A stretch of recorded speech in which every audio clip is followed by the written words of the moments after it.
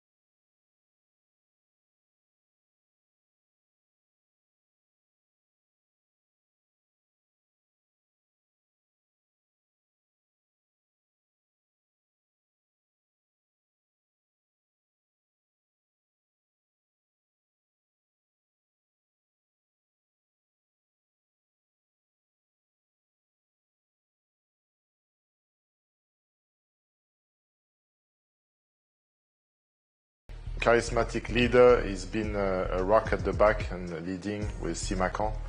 So for the big one, you want your big players to be present. So it's a great opportunity to have him back. And by the way, Nassr have lost only twice in the league when Laporte has been in the side. So that's how important he is to the team. Let's have a quick look at Ittihad and how they shape up tonight. Obviously at home in the coastal city of Jeddah. And Kante and Fabinho, that midfield, going to be very important for the home side this evening. And who else but Ronaldo's former teammate at Real Madrid up front once again. Both Karim Benzema and Ronaldo on 9 goals apiece in the league this season. So, Stefano Pioli was brought to AlNassr for nights like these. He knows how to win titles. He did it at AC Milan. And Nassr TV caught up with him yesterday. È una partita molto importante. Per mentalità dobbiamo sempre pensare che la prossima partita è la più importante della stagione. Solo così riesce a dare il massimo. Ma è chiaro che domani è una partita che affrontiamo la prima in classifica e vogliamo cercare di essere all'altezza. La squadra sta bene, non è mai... Credo che nel calcio si dia troppa importanza alla condizione fisica. È sempre la condizione mentale che fa la differenza, è sempre cercare di giocare meglio degli avversari che può fare la differenza ed è quello che cercheremo di fare domani. Ma Cristiano sta bene ed è chiaro che quando Cristiano sta bene è un valore aggiunto per la squadra. Sappiamo tutta la bravura e l'importanza di un giocatore come Emerick. Ha avuto qualche problema, adesso sta bene, l'altra sera ha fatto una gran partita, quindi sarà pronto per farla anche domani. Ittihad sta facendo un campionato eccezionale, ha vinto tutte le partite tranne una con la Hilal, ha grandissima qualità, soprattutto nel reparto offensivo, e quindi dovremo mettere in campo una prestazione con tanta qualità anche noi, con tanta attenzione e cercando di sfruttare qualche errore che comunque ci sarà. Yeah, he's right. It's a mental and physical game. It's time for us to head pitchside for the first time this evening. Hamoud Al-Qahtani is there for us. Thanks, Joe. We're here at King Abdullah Sports City and joining me, the legend himself, Bakary Sani. I'm happy to have you here. Thank you so much. أهلا وسهلا. Ahlan wa sahlan. Ahlan wa sahlan means welcome in Arabic. Let's start about the game, talking about this atmosphere. And we're expecting in a big stadium a hostile atmosphere from Ittihad fans in every game Nassr played against them. So as a player, as a legend, you've been through this kind of atmosphere. So how you cope up with it? Well, it's probably one of the best atmosphere and one of the best way to start a game, a very important game, because AlNassr need to close the gap. And of course, they're fighting for the title, and today is even more important, but the player has to deal with the pressure. And today we're going to have 60,000 fans pushing for Ittihad. They know the game is really important.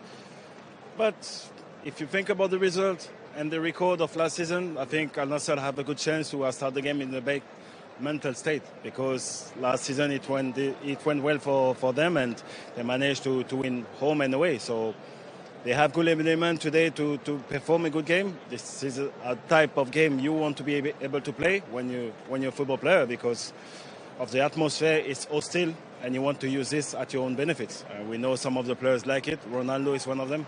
He likes to upset the fans, and tonight is a perfect night to do it. So really, really exciting night for AlNassr, for the Saudi League, and I think it's going to go well.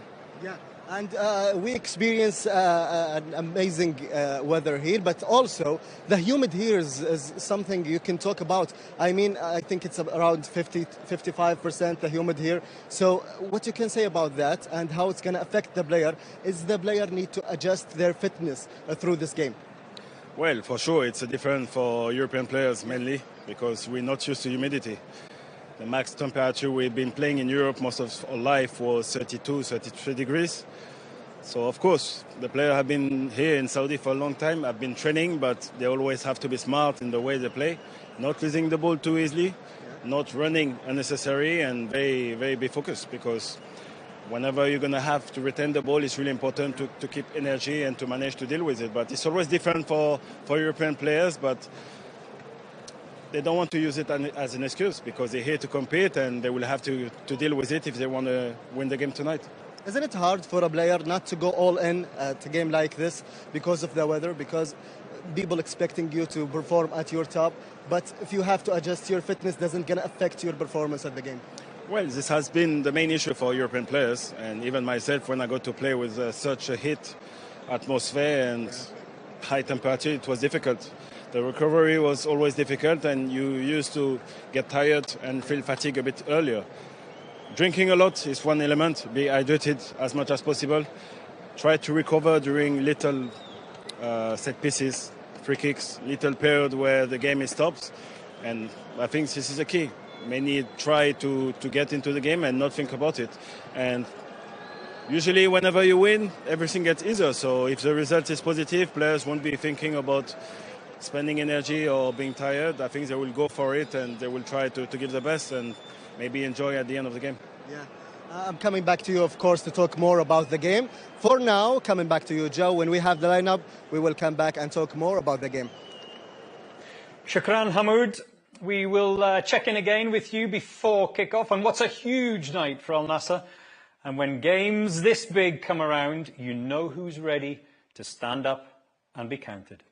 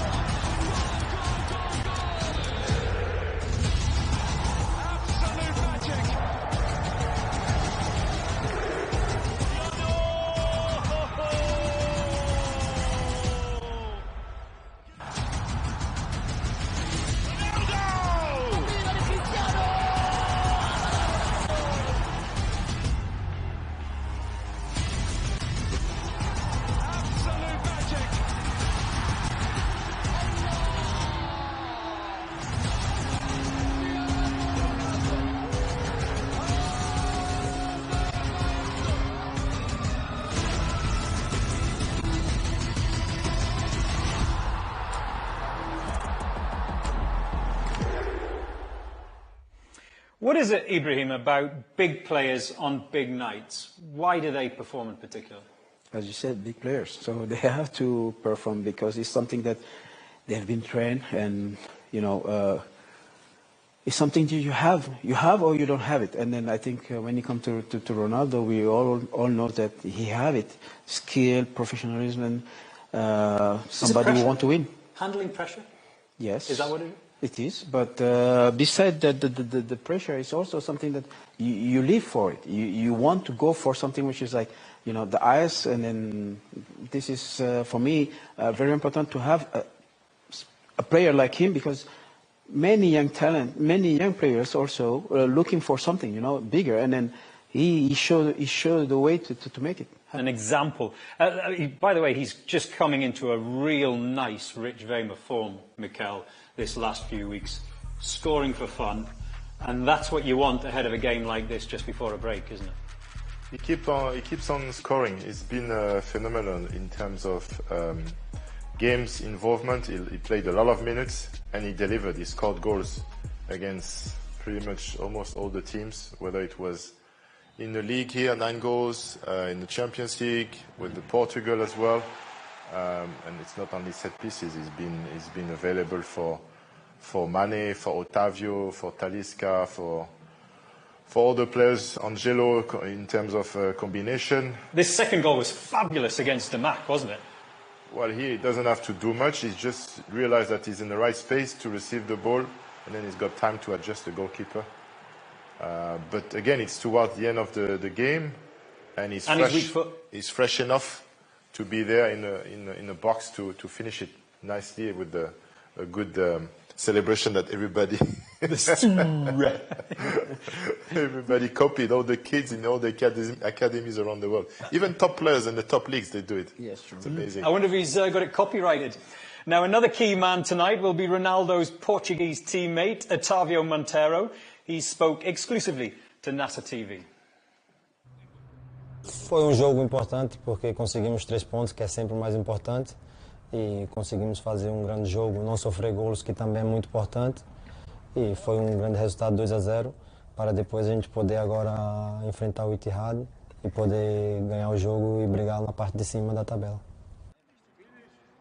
Foi jogo que tivemos alguns jogadores poupados e infelizmente não conseguimos o resultado positivo, mas também estamos já classificados e agora o foco é no jogo do Ittihad e depois temos o pensamento de ganhar o último jogo da Champions na fase de grupo. O jogo do Ittihad vai ser preparado como qualquer outro jogo, porque todos os jogos aqui são importantes, então temos que preparar da melhor forma. Sabemos que vai ser grande jogo contra o primeiro colocado, mas queremos ganhar o jogo para poder brigar lá em cima com essas equipas e tenho certeza que vamos fazer grande jogo. O resultado que seja a vitória já está bom. Acho que 0-0 ou 1-0, que nos deu os 3 pontos, é o mais importante. Mas claro, se puder ser uma vitória bem conseguida, bem jogada, é cada vez melhor. You're a midfield maestro, Ibrahim. Can I call you that? A midfield maestro? Kind of. A midfield specialist. What has Otavio got in particular that you see? Skill, understanding the game, passing, moving, and which is the main thing. Also, he works for the team. So, you know, it is very important. Today, when we see the high tempo, when we talk about games, having players who can read the game, and also being able to play for the team. Some players don't like to, and then he enjoyed it. You can see it on the field. I mean, that whole midfield, Otavio is versatile. Brozovic, Mikel, he's more of that rock, isn't he, in midfield, that anchor? Brozovic? Yeah. Yeah, and also Al-Kabari next to him. Also, I think he's doing a good job. And I would say he's probably the most of the defensive side. Brozovic likes to move around and to link of play with a lot of players. He's got, I think, more freedom. We see him deep, but it's really to get the ball from the defenders because he loves having the ball, you know. But he's a phenomenal player for Croatia and for Nassr. So I'm just looking at the team lineup, and it seems like Otavio will play just behind Cristiano Ronaldo, which is good because of his pressing, isn't it? He's got that. Yeah, I think it's important to be there. I think he will have also responsibility to drop a little bit and stop Conte and Fabinho to progress on the ball. So he will have a double task today, a lot of pressure on his shoulder because obviously he needs to to be close to Cristiano, but he needs to keep an eye on Kanté and Fabinho. Otavio, a key player for Nassr this season. Is it infuriating as a defender, Mikel, having an advanced player like that constantly on top of you? Yeah, absolutely. He's the first one to defend. Pressing, it's annoying. It's annoying. He's there. He's blocking the passes, tackling. So a lot of energy, a lot of determination. So he's setting up the tone for the other strikers to do the job. But Mané also is a good defender. I was always told, Ibrahim, if you win the midfield battle, you win the game. Yes. And they're up against a pretty formidable midfield. I mean, in those days that when we watch games and we see games, obviously most of the time the midfield is, you have to be something strong. You have different type of midfields when we see games. You know, you have those who are like more creative, and those who are like more like, you know, get the ball and giving to the best player to play. So being able to have a mix of everything, it is very important. So we know on the other side, the Ittihad have two quality players with experiences, but that does not mean that they can, you know, do the right things for 90 minutes, 95 minutes. So being able to mix things, and I think that Ittihad with the coach Stefano Pioli can be something interesting to see tonight. Okay. Let's head back pitchside, where Bakari Sanya and Hamoud Al-Qahtani are there for us. Thanks, Joe. So, big news from the lineup. We're missing Talisca today. Talisca is not playing. He was at the plane, but Pioli chose to start with Angelo today. So, let's start with Pioli. You've been coached by Italian managers before, and you know they always have a defensive approach to games, but Pioli is different. Yes, I believe Italian coaches are really keen on details, and tonight is a game of details. I think AlNassr has the game to play and try to play out from the back and try to be open and play, attack as much as possible to be able to defend, especially tonight with the pressure. So I think the key is for AlNassr today to just play, trust each other and play with confidence. I know Italian coaches, they like to transmit their quality, they like to give away the confidence, and I think Pioli managed to do that perfectly, and tonight is even more important due to the importance of the atmosphere today and the fact that he wants to dictate the game. And it's a game to dictate for AlNassr, because otherwise they're going to be suffering. Yeah. Let's talk about Angelo. He's starting this game and he's a young player. So a young player always get affected by big games, or it's that motivate them to perform better at big games like Al-Ittihad today? Well, I believe it's a very important game personally for him. Yeah. He's being able to play last season with Strasbourg. He's coming from Chelsea. He's a young talent, super young talent, very talented. So tonight is a game for him. He's able to start the game, to have his chance to play and show why he's playing for AlNassr. So I believe it's going to be exciting to watch and see how he's going to get into the game and to take play on one-on-one, to do whatever he can do and to try to play his own game and not being impressed by the atmosphere tonight. Yeah, and we see Bergwijn as the lineup from Al-Ittihad, and as a fullback, and amazing fullback yourself, you know how to treat a great winger, how to deal with him through the game. So how can the fullbacks from Al-Nassr today deal with the great wingers from Al-Ittihad? As a fullback, you have to be able to read the body language of your opponent. And tonight, especially with Bergwijn, he's fast, he's good on one-on-one, he's good on around the box also with his finishing. So you have to be able to get to the right distance without giving him too much respect. Yeah. You need to be aggressive, and I think this is the key tonight, because none of the winger likes to be under pressure. So I think it's a good game to play also individually for the left back of AlNassr, and to show why he's probably one of the best of the country, and maybe try to get ahead of the game and be good tonight. We will speak to you again, Bakari, at halftime. Back to you, Joe. Well, at least there's one stylish Frenchman on Nassr TV tonight. I don't know what you're laughing at. Now, let's talk about Laporte. Let's talk about... What a mess. Let's talk about Laporte, because we mentioned earlier, having him back in the side is vital for big games like this and big nights like this. Look, he's someone that has a track record, an impressive track record in Spain, in the Premier League, just a fresh European Cup winner. And so he's bringing a lot of experience. I think his main qualities are reading the game and technical abilities. defensively is good as well. Not as probably as strong and as yeah. The pedigree is not bad. 5 Premier League title, 1 UCL. So yeah. And fresh off the back this summer, Ibrahim, of the European Championship win. Yeah, well, I mean, you know, we're talking about the experienced player, someone who, even though he's young still, but somebody who have showing skill in different, leagues, and having him here in Saudi, in the Saudi league, this is something very important also because it's going to help the young talent to develop, and with his experience, I think it can be very, very interesting to see today. With the matchup with Benzema, it's going to be interesting. Bakary Sagna was talking about reading body language, Mikel, and that's what he's so good at, isn't it? That caliber. Yeah, reading the situation. So because you know when you apply, there's 3 things you need to look at. It's your opponent, where the ball is, and your partners. And grabs goals at the other end. He does the extra bit, which is being impactful in the opposition box, and he's coming up with some goals. Not only headers, you can see.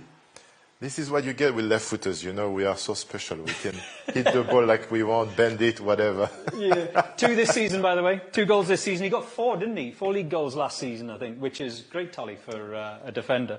That's for sure. And obviously, Karim Benzema is in opposition tonight as well. So we're getting ready for the Ronaldo-Karim Benzema matchup once more. Now, kickoff is fast approaching in Jeddah. It really is a night that can shape the rest of the season, and we will have all of the action for you here on Matchday.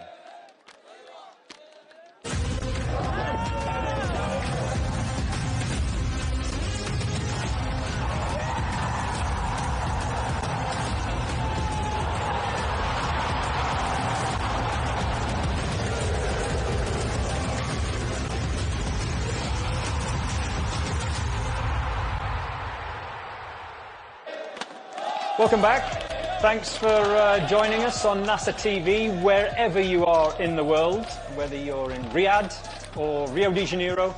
It's a game people around the planet will be tuning in for. AlNassr facing the league leaders Ittihad, and they need a repeat of last season. They really need a repeat of last season. 9 goals in total.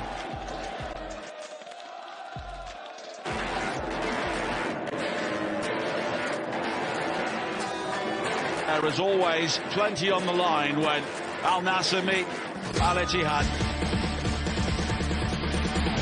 Ronaldo! Goal! Goal, goal, goal, goal! Alex raises the roof.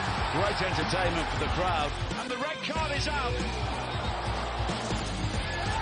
Becoming a little bit of a thumping. Mané!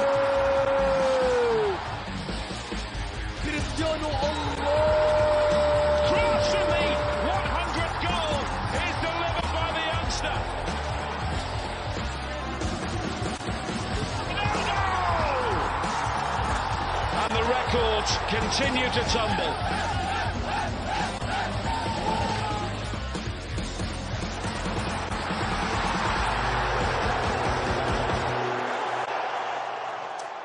Well, Nassr had the better of things last season, winning both games and scoring 9 goals in total. And they're looking to win 3 league matches in a row against their Jeddah rivals for the first time in what would be 6 years. Now, Ittihad have won just 1 of the last 4 against us. And that was a 1-0 home win back in March 2023. The season that they were champions, of course. And kickoff. Fast approaching. Welcome once again, just to reintroduce Ibrahim Ba and Mikel Silvestre, who are going to be with us right the way through till the final whistle on the 90 minutes. Let's have another quick look at the teams if you've just joined us ahead of kickoff. I think the big news is Anderson Talisca left out of the Matchday squad. We don't know whether that's injury. We don't know whether, since he's coming back from injury, if he's just been rested. But this is how AlNassr shape up, and Laporte returning back in central defence, which is a huge boost tonight for AlNassr. And it's fabulous to see Stefano Pioli keeping faith with Angelo Gabriel after he's performed so well over the last few weeks. Let's have a quick look at Ittihad, the home side, and how they line up tonight. Kante, Fabinho, that we were talking about earlier, anchoring that midfield. Karim Benzema with his 9 goals this season up front, of course. And Steven Bergwijn, who was a little bit of a doubt, after coming off injured last week against Ettifaq. He starts tonight with Houssam Ouar just in behind Benzema. Let me remind you that it is the final round of fixtures before the break, the international break. The early games tonight, obviously, Khulud, full time it is, against Qadsiya. They went down to 10 men, so it was literally one-way traffic after that. Qadsiya 3-0 winners against Khulud. And then the latest score in the game between Aruba and Riyadh is that they're trailing the capital side by 1-0. And there you see the results from yesterday's action. The 2 bottom teams, by the way, grabbing points after changing their managers. There you go. That's how to do it. So, just a reminder, before we kick off here, what the top of the table looks like. Ittihad are top. Nassr temporarily dropped down to 4th after Qadsiya having that early kick-off and that 3-goal victory a little bit earlier on this evening. So they started this matchday weekend in 3rd. At the moment, they're 4th. Hopefully that will all change. A fabulous tifo that we are witnessing at the moment at the stadium in Jeddah. Remember, it is away tonight for Nassr, and the Ittihad players just lining up in front of their fans to face down that. It's beautiful, isn't it? Yeah. Fabulous. Amazing tifo, yes. A wonderful tifo, and what looks like a full house. I think it's 62,000 the capacity at the King Abdullah Stadium, and it looks to me, we're just having a quick glance around the ground, and it looks to me like it is a full house tonight. Well, it's beautiful to start with. I mean, I think the entire stadium was in tifo. You know, normally sometimes it's just one stand, and now it was everywhere. But this is a great thing, because if you look at it, we're talking about the big game tonight, right? And players are ready. Everybody's ready. So, yeah. Are you ready? Are you ready? Oh, definitely, I'm ready for it. It's going to be Karim Benzema to get us underway for Ittihad tonight in this game. There's a little bit of a delay. The referee is waiting. I'm not sure why exactly, but Karim Benzema is waiting patiently. We're waiting patiently. Ibrahim is come with some sort of fashion dress tonight. Obviously, the jeans aren't the right size for him, but anyway. I'll show you after if you want. But I mean, like, you know, this is the style. No, but you shouldn't even answer. You gotta stand up. Oh, okay, look here. Yeah, you see, this is the quality style. You know, this is what we talk about being, you know, fashionist, right? But you know, there is Milan fashion show, Paris fashion show. Have you ever heard of the Newcastle fashion show? Never. But it should show itself, actually. If I were him, right? Could you please show us your tight pants, please? They're not please tight. Stand up. They're not tight. Oh, beautiful. Love it. Love it. They're not tight at all. I mean, look, they were on a hot wash. Okay. I do admit they were on a hot wash. You did not do it. Someone else do it for you. Right, we're now underway. Enough of this nonsense. We're now underway. Ittihad against Nassr. Remember, is this a 6-pointer? No, it is. I think we need to stick to the plan. Yeah, definitely stick to the plan. And go for worst case scenario, a draw. But we need to get the 3 points, obviously. You know what? I'm quite confident because. Compared to all our colleagues, sometimes we did prediction before the game. I'm confident because we played not that game, but a similar fixture not long ago with against Hilal at home, which finished in a draw, didn't it? Yeah, and we were very impressive. Welcome and marhaba to those of you watching on Fan Zone. Get your comments in, your questions. And make sure you vote as well. 86% of you, I saw there, think that Nassr are going to win this game. I like that faith. I like that belief. You need that going into a match.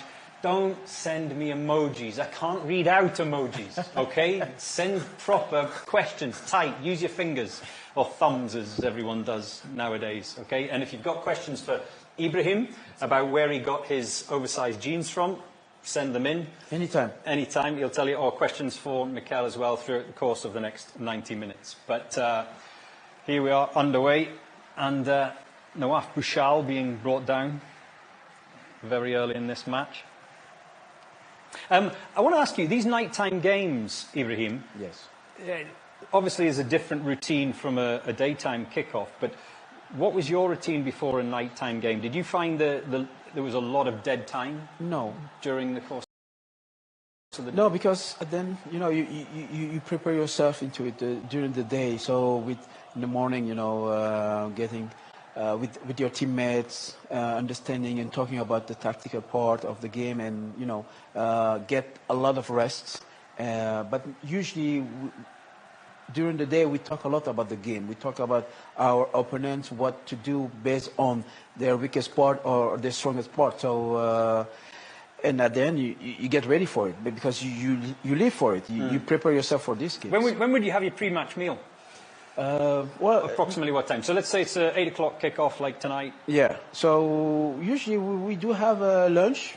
Morning, let's say morning with breakfast. So like a brunch type thing? No, lunch actually. And then if we play at 8, let's say that we're going to have some small snack around like 5 and 3:30, 4, and before to go to the stadium. Yeah. Okay.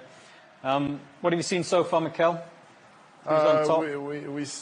There's Laurent Blanc. You played alongside Laurent Blanc, didn't you? Yeah. Yes, we did. We did both of us. Ibu played with him in the national team. I played with him in Manchester. Was his nickname not El Presidente or something? Président, yeah.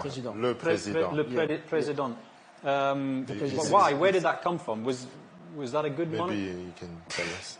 No, I mean he always be someone that, you know, you can count on when you come to the national team. It is the way that he talks. So, you know, he's really calm person. Yeah, he's really calm. So usually you always think that, you know, being a leader is somebody who's gonna shout, but he never shouts. So it becomes something natural. So yeah, we used to call him like that way. Le Président, who was actually here in Riyadh this week. Your president, Emmanuel Macron, your actual president, was here in Riyadh earlier on this week. Not Le Président, who's currently on the touchline. And Stefano Pioli right now is furious with something. He's very, but I mean, very this is a tactical, you know, misunderstanding. Sometimes you want to start with something but then you see the opponent doing something different, so you try to adjust, and his staff have to work on that situation. So this is those conversations you get. There's some heavy challenges going in there, Mikel. Yes. Early in this game. Yeah, you can see the challenges, the one-on-one, and it's normal. It's normal. The first 15-20 minutes you need to mark your intent, and especially in big games. Well, yeah, especially even more in big games like this, because mentally you can take an edge. Yeah. And Nassr being away, they've got to show that they're not afraid. Do you single out players in particular? Do you talk about that before in the team meeting, to single out a particular player to get that heavy challenge in the first 5 minutes of a match? No, because I mean, you don't go like this about. Ooh. Rajkovic coming racing out of his area and just got to it ahead of Cristiano Ronaldo. What you do really is try to put pressure on the most influential players, because they are the ones that will dictate. So if you can put pressure on them from the get-go, and show that it won't be an easy evening for them, then it gives you it sets the tempo for everyone in the team, and it gives you that a bit of a comfort. Ooh. Yeah, we've crossed the 5-minute mark. You just saw before there on your screen the possession stats, 80% in favour of Nassr. So they've come out on the front foot, Ibrahim, which is always good to see. Yeah, but I mean, like, you have two sides. You have two sides. But one of the team trying to play, and the other one will try to do the counter attack. This is what I think the Ittihad will try to do. Ittihad now inside the Nassr area, and thankfully, Laporte, I think it was, wasn't it? Who Ronaldo showed that's timely intervention, and Ronaldo countering at the other end of the field. He needs some support though. Cristiano gets it in the shape of Angelo Gabriel.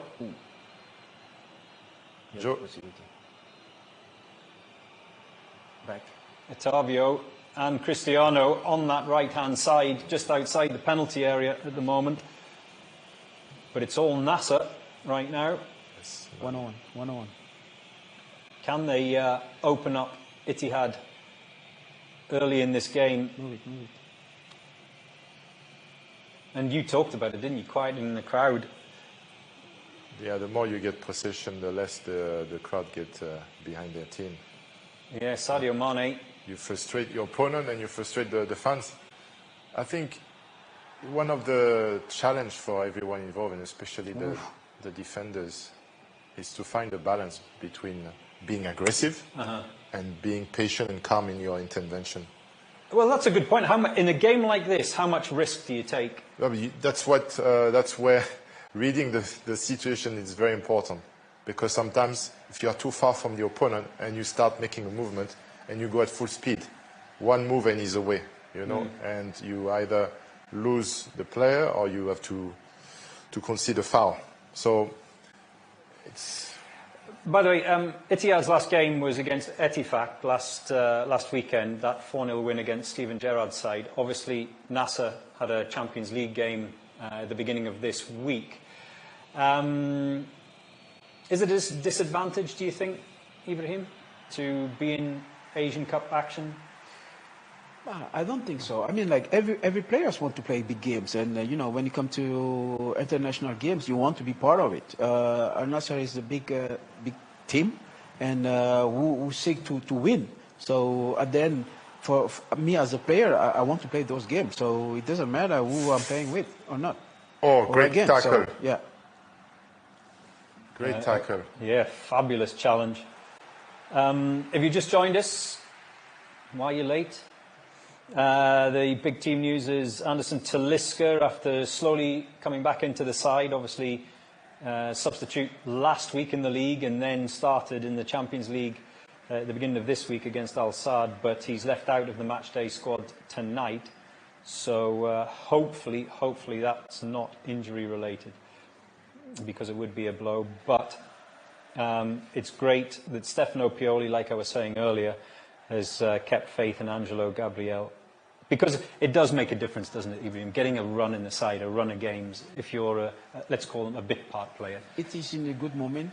It is in a good moment right now. So and the coach believes and trust him. So being able to play these games is great. And he's young. He have a lot of talent. So you want to play these games.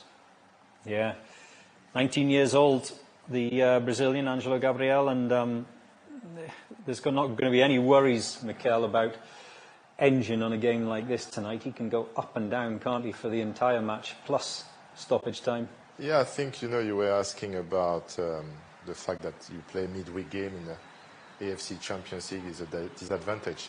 It could be difficult towards the end when you have to manage the last 15, 20 minutes. The legs could be tired.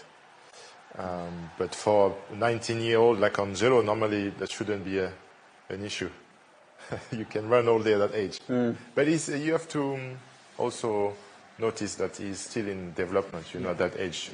He's not the finished article. So he's had some good opportunities. He should have scored, I think, in the previous Because we heard Stefano Pioli talking in his interview before this game about the difference between physicality, physical preparation and mental preparation. Is that what you're talking about with regards to Angelo Gabriel? Physically fine for 90 minutes, but making the right decisions for 90 minutes is a different thing. Yeah, that's, I think, the biggest challenge when you are young in breaking into the team. But this is things that we've been through. We have lived it. Yeah. You need to work on that situation. But nothing is coming in one day. So he's going to make a lot of mistakes, and he's going to also, learn from those mistakes to become more, stronger and to become a quality player. So we have to let him, we have to let him express himself. Of course, understanding also it's not only him; it's also about sometimes the team. So you have to be able to do the effort, but the potential are there. So it's just like you have to let him try by himself. A long ball downfield looking for Sadio Mané. Nassr still in possession, and those possession stats that you saw just a moment ago still in favour of Nassr. They've dropped from the 80% that we saw in the first 5 minutes, but still 67% is pretty good. Neither goalkeeper so far has been tested. Premier League challenge, Kanté against Mané. What's a Premier League challenge? What is that? Shoulder against shoulder, and come on, look, bang. But Mané was clever. He knew was coming, He knew it was coming, didn't he? Sadio Mané goes to ground, so it's going to be a free kick for Nassr. Is that a dangerous position? What would you say, 30 yards out? That's far. Too far for Cristiano? You never know it. Yeah, but still, it's far. He's going to take it, sure. He's taken a long step back, hasn't he? He's paced himself all the way back, Cristiano Ronaldo, but he's got confidence at the moment. Somebody has to follow the rebound if there is any. So, Cristiano Ronaldo with a free kick approximately 30 yards out. Oh, here we go. Oh, he's fooled everyone and dinked it to the back post, but Rajkovic grabs a hold of it. That surprised me, even. Was it Laporte? Yes. Was the end of it, no? Yeah, Aymeric Laporte at the back post. Ronaldo, instead of driving it at that goal, just dinked it towards the back post. That was a good free kick, actually. That was a good. It was very clever. Yeah, it was very clever. It was good. Because everybody's expecting them for him to take shoot it. and Correct. take it, and Correct. And no goals as yet, but I would say Nassr just on the front foot, and you'd have to say relatively dominant so far in this match. Cristiano Ronaldo's son scored a hat-trick this week. Maybe they should get him on the field of play tonight. Do any of your kids play? My son's playing. He's 12, and daughter 18. Also, she plays football for school. Really? Yeah. Are they going to turn pro? Time will tell. Would you like them to turn pro? Only if they like it. They need to be passionate, because this is not something that you can say, okay, tomorrow I'm going to be pro, and You require a lot of dedication. You require a lot of work. So, I think they have to enjoy it. This is the most important thing. Enjoy. That's the only thing I'm asking them. Ball into the box from that right-hand side. Angelo Gabriel. Ottavio pressing. If anyone has any questions or comments for Ibrahim Ba or Mikel Silvestre, then get them into the fan zone chat, and I'll put them to the two Frenchmen alongside. In fact, I was just looking at these lineups. I mean, what is it? Frenchmen everywhere. Well, we're missing Moussa Diaby, or we're not missing him really. We wish him well to recover. But we're happy he's not playing tonight, because he's been the biggest asset for them. I'm surrounded by Frenchmen tonight. Houssam Ouar, of course. He actually plays for Algeria, but he's French. He's French. And Laporte, born in France. Yeah. Plays for Spain. And obviously Karim Benzema as well. Simakan. Right. Please, can I have your jeans? They look cozy. Mine or Joe? Ibrahim. Anytime. I'll tell you where to get it. ZB42. Are you serious? Are you serious, ZB42? Is that why you're anonymous, quality. ZB42? Because of... He knows. This is, fashion. We have a chance now. Yeah. Mané. Yes. Oh, yeah. In the box. Sadio Mané makes his way into the area and fizzes the ball across the face of goal, but there's not another white shirt there. By the way, Nassr, if you're not actually physically watching the game at the moment, Nassr in their away strip tonight of all white, top to toe, and Ittihad in the yellow and black stripes, of course. I mean, look, this game was always going to be different, Ibrahim, to the match last season in Jeddah because Ittihad had a torrid campaign. They were the champions last season, yet they finished up fifth as Sadio Mané again pulling the ball back as he made his way into the penalty area, and again it was cut out. But yes, it was always going to be a different fixture, wasn't it? You know, what happened last season, I think Ittihad have to forget about it, and they get new players, a new coach also. So we can see the differences from last season to this season. So they are at the top right now. But from what we are seeing right now during this game, AlNassr are doing great. Sultan Garam, you know, real tussle on that far side with Mario Mittaj, the Greek fullback, and just losing out, unfortunately, to the Ittihad defender. But still camped, aren't they, inside the Nassr half? Yeah, they are impressive. They are imposing the tempo. They keep the ball. They move it well, trying to cross the ball. We haven't had luck with finding somebody at the end of the crosses. But yeah, we are the strongest, I would say. It's almost 20 minutes now. N'Golo Kante's been a little bit naughty in this first, 17, 18 minutes of this match. That's why Stefano Pioli was getting so animated at the beginning of the game for some of the challenges. Surely at some point he's going to have to be pulled up for that, no? I didn't find his rhythm right now, as we can see that he struggled because he don't get the ball, and he tried some run, but it doesn't work. Brozovic with a free kick to that back post and just over the bar. Tonight the referee is Facundo Tello from Argentina, as are his assistants and the VAR official as well. Yeah, I think tonight more than usual we need to avoid the central position of the pitch when we build up, because when you have to go through Danilo Pereira, you have Fabinho, you have Kante there, you have a good chance to be dispossessed, to lose the ball. So attacking from the flank is even more important tonight. Yeah, well, Fabinho has played in central defence at times, both this season and last season for Ittihad, so it's like having another centre-back. But you know, he started as a right-back. Yeah. Did he? Yeah, his career. Yeah. I didn't know that. And then Klopp moved him to central position. That was at Monaco, was it? Yeah, Monaco, Yes. Monaco. It was Jardim, yeah? Yeah, Jordan. Jardim. Jardim who took Alain. Yeah, Leonardo Jardim, who's well known in this region. He's been in charge of a number of clubs, hasn't he? Hilal before, yeah. And another long ball forward for Sadio Mané. Yes. And again, Sadio Mané driving towards that penalty area. He's gone down as a foul. It should be a foul. Is that not a foul?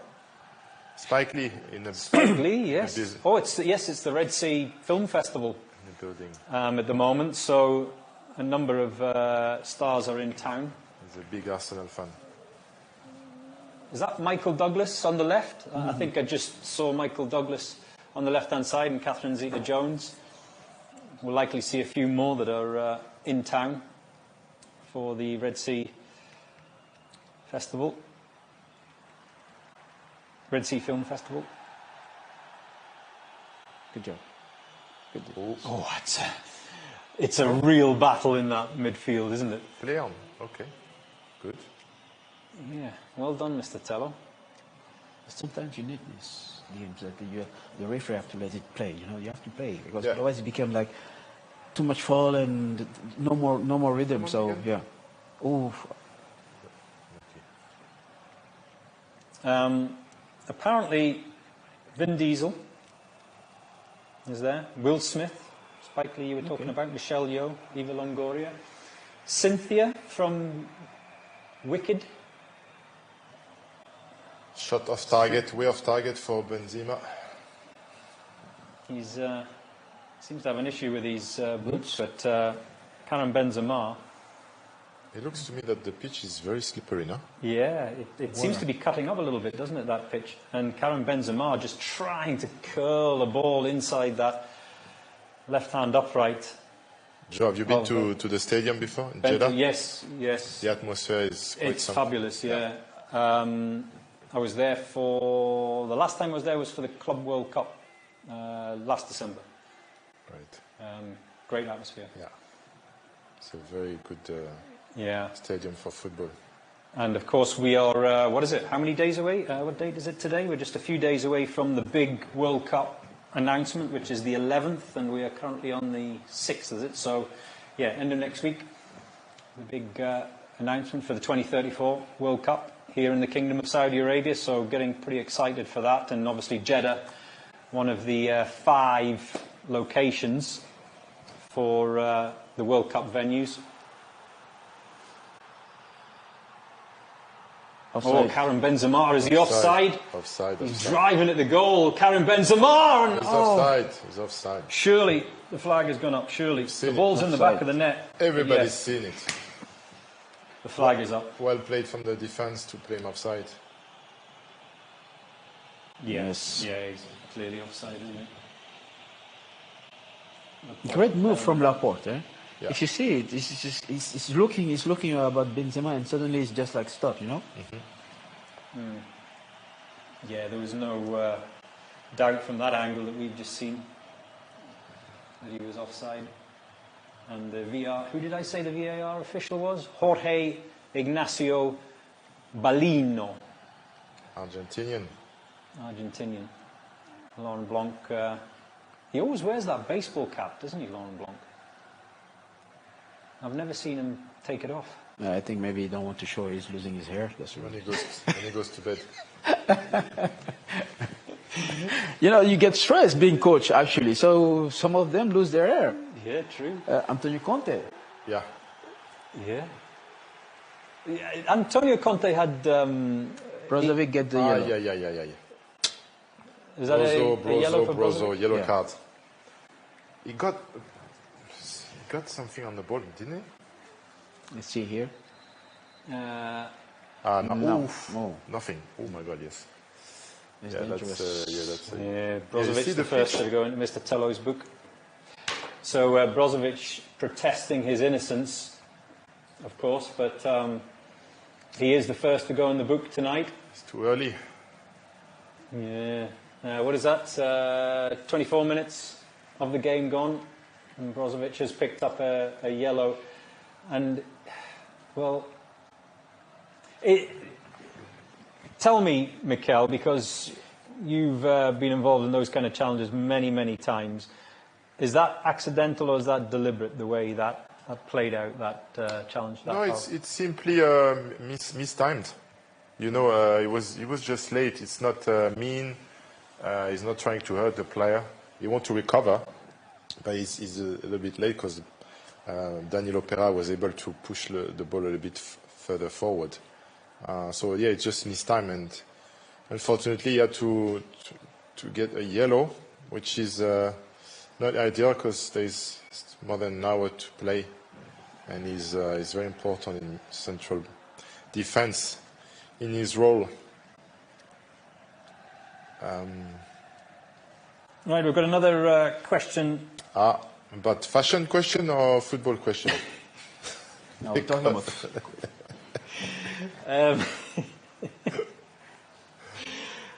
dear, I don't have any problems with my attire. It's here that there's an issue. This one is, who is your most underrated player in the league? Underrated player in the league. Cristiano Ronaldo. Henry is asking. Okay, the most underrated.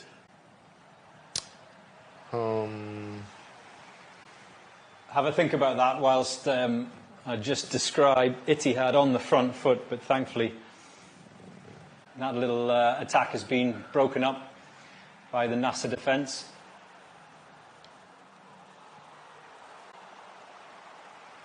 And here's Ittihad again, and Steven Bergwijn's shot from just outside the area is straight, thankfully, into the hands of Bento Mateos. AlNassr drop a bit. We can see that they don't control anymore the game. So give the opponent on the other side, push a little bit high, and then this is when you get the opportunity. Yeah. And, I mean, look, he was just outside the area, Mikel, but still, like I said, thankfully, it went straight at Bento, didn't it? Yeah, Bergwijn is someone that, in front of goal, the accuracy is not his main strength. So, luckily, it went to Bento. Cristiano Ronaldo thought he'd won a foul just outside the area on that far side. Referee is waving it away, and Ittihad coming forward now with Benzema on this near side, and he blaze a ball forward to Abaloud, and Benzema, and a fabulous save from Bento. Well done, Bento. I think that was on target. Yeah, he's pushed it away for a corner kick, Bento Mateos. But Abaloud,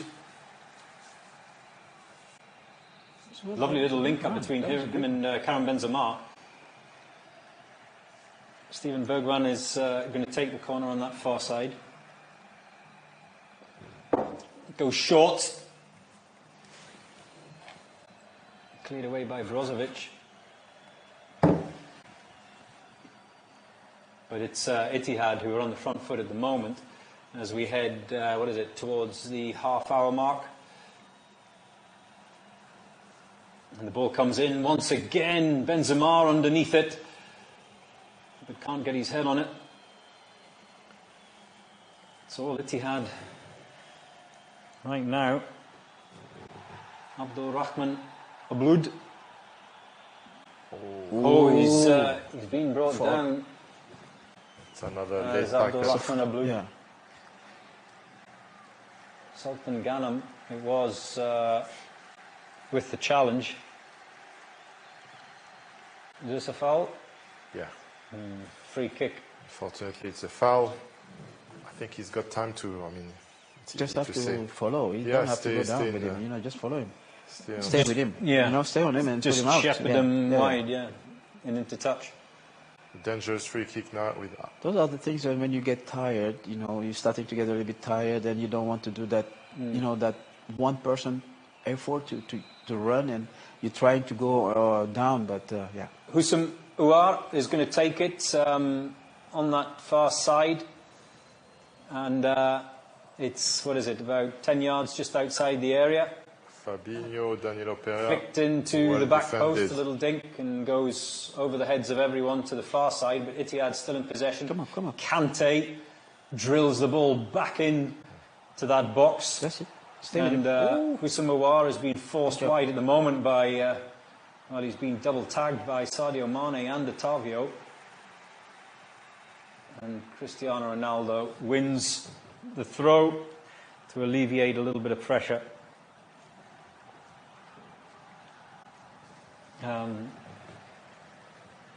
But yeah, it's a little bit tight at the moment, isn't it?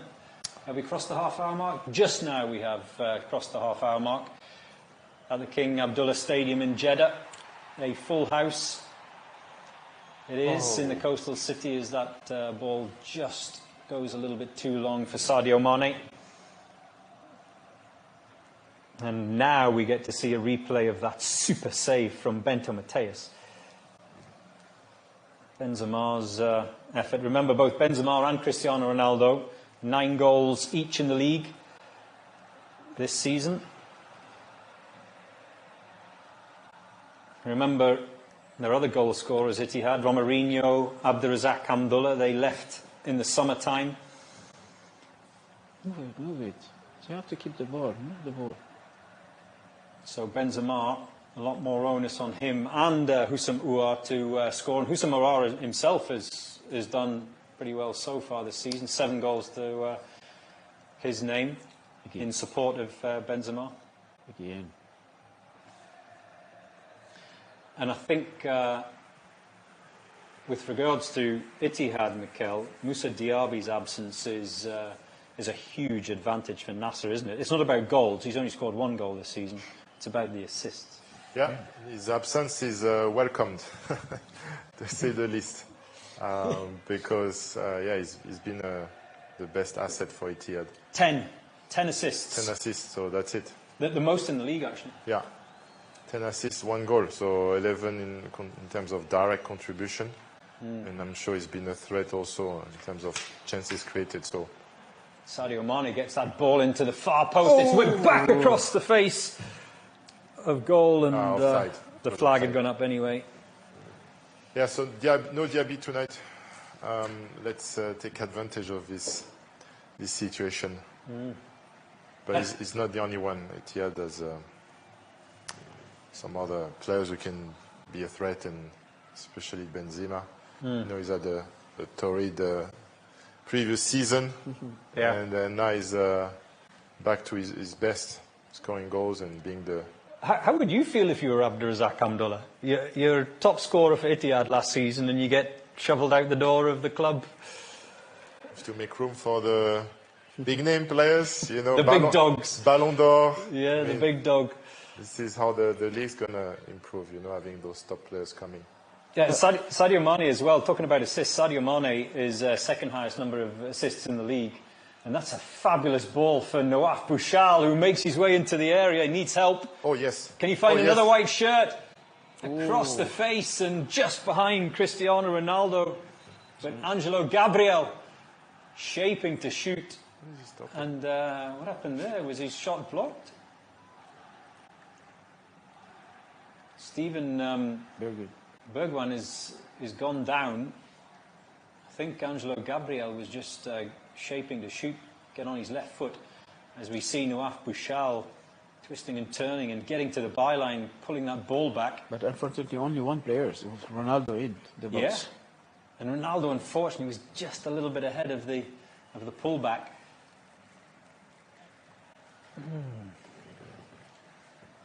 I've got a squeaky seat.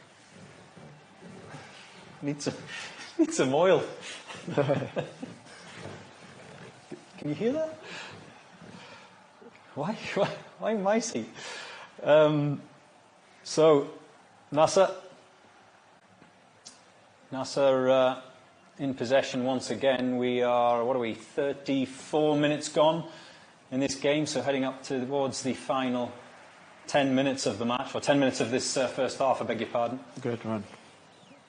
And Cristiano Ronaldo, he's making those runs, isn't he, Cristiano? Yeah, he helped that, those speciality, you know, running behind the defenders, and then unfortunately the ball's not coming right now for him. So Bergwijn fires a ball into the area, and Benzema was in there. Come on, guys. Didn't find him, thankfully. Yeah, no, it's not offside. Ronaldo, it's not offside. Is he offside? Yeah, the flag has. The one was covering in the back. Yeah, it's good. Cristiano should continue to make those runs. Danilo, Pereira, Kadish, they don't want to run towards the goalkeeper. And I don't think they are comfortable, so... They're not comfortable on the turn? No. But not only on the turn, it's after the intervention as well. Danilo Pereira is not a central defender. You know that. The defenders don't like to run after. So they want to go forward. They don't want to go behind. So those runs sometimes is very difficult for defenders. But you have to insist 1, 2, 3, 4.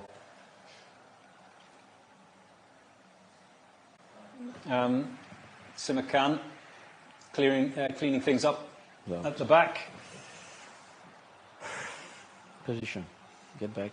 You can feel the tension, can't you, in the stadium, in the King Abdullah Stadium in Jeddah, the venue for tonight's match. It is a full house. Stay with him. Stay with him. Everyone, including us here, in anticipation of a first goal here. N'Golo Kante just on the edge of the box. Here's Houssam Ouar. Come on. That ball from Fabinho over the top, looking for the Algerian, but it's just gone a little bit too long, and it'll go behind for a goal kick. Possession is still 64 for Nassr, so it's pretty good. It needs to be an impactful possession. Need to create chances. And how is that pairing, and Simikan in particular, because he has been the one, hasn't he, Mikel, who's been carrying all the responsibility in the absence of Laporte over recent weeks. And he did it really well. He was very impressive in the league, and he's grown in confidence. He barely does any mistakes now, so I think he's about to reach his peak. And you know, we've talked about it. If he was still, in Europe, he would have, I think, his chance with the national team. Here's Ottavio to the byline. Can he pull the ball back across the face? He does, and Angelo Gabriel swings a boot at it, but it's a scuffed shot. Joe, coming back to Simikan, as you said, you know, I think what makes the difference also is he's strong, you know, he's fast because he's tall, but he's fast. Yeah. So purely use him a lot, you know, on one-on-one, and you can see that with Laporte, I think they are doing a great matchup. Yeah, they play high line because of him.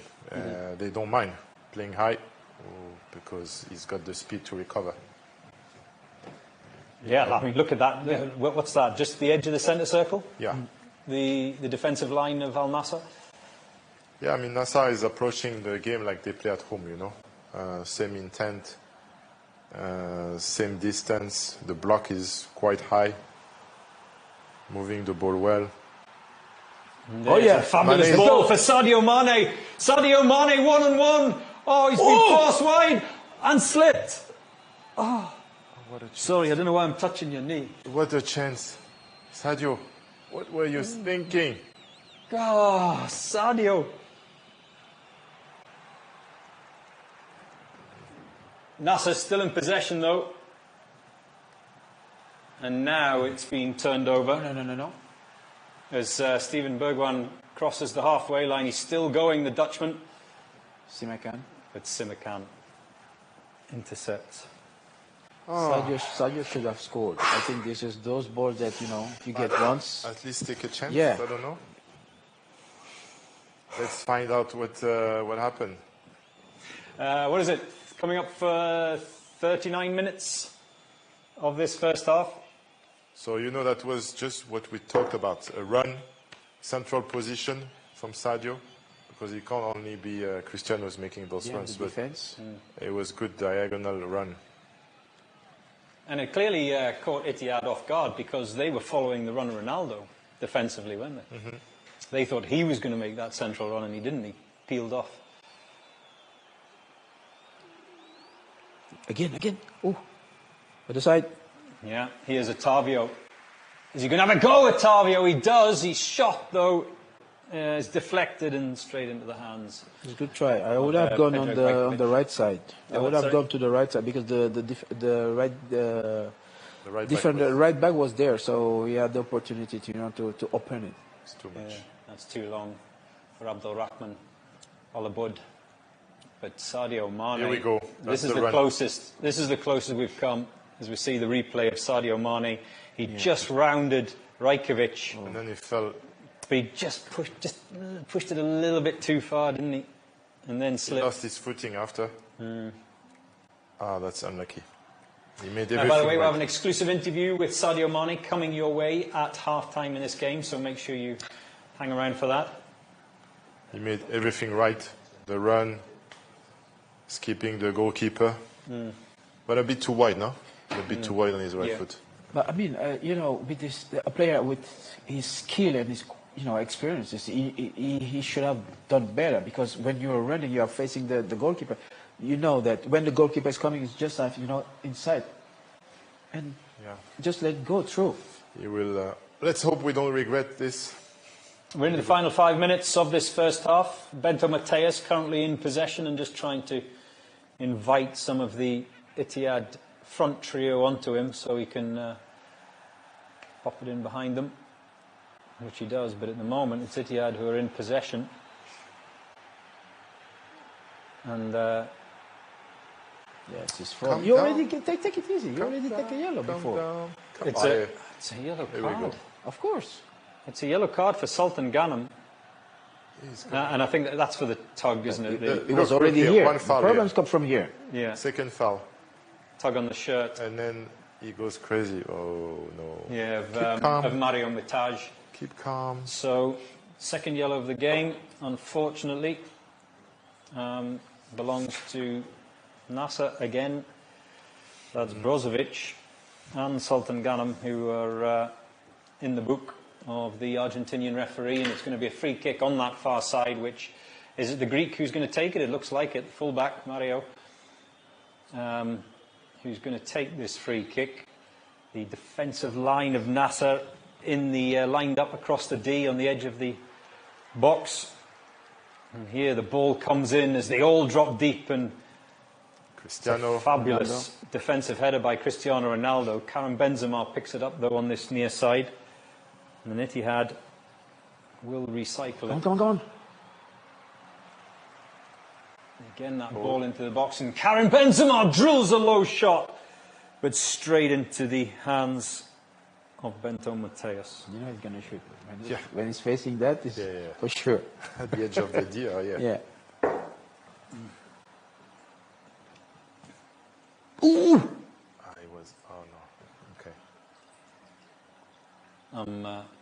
I'm refilling my Cristiano water. No Coca-Cola? No. No sodas. Cristiano's water.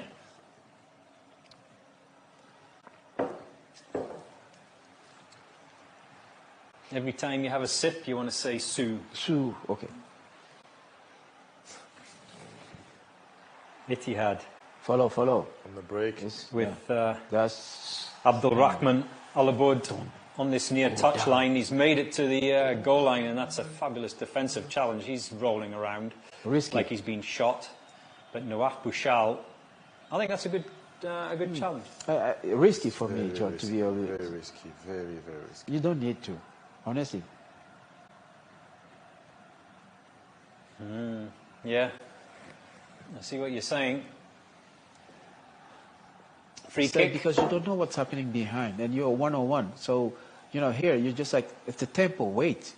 The only situation, or he's going to cross, or he's going to try to do, turn him back inside. Yeah. It's what is it? Just over a minute until half time. Corner kick to Husam Ouar of Ittihad on this near side. And remember, Nassr playing in front of their own fans. This away end to our right. And someone's gone down in the area. Did the whistle go? Cristiano Ronaldo is down. Was he pushed? The referee's waving play on Mr. Facundo Tello. And here's Husam Ouar again. Fizzes a ball into that area and cleared away by Nassr.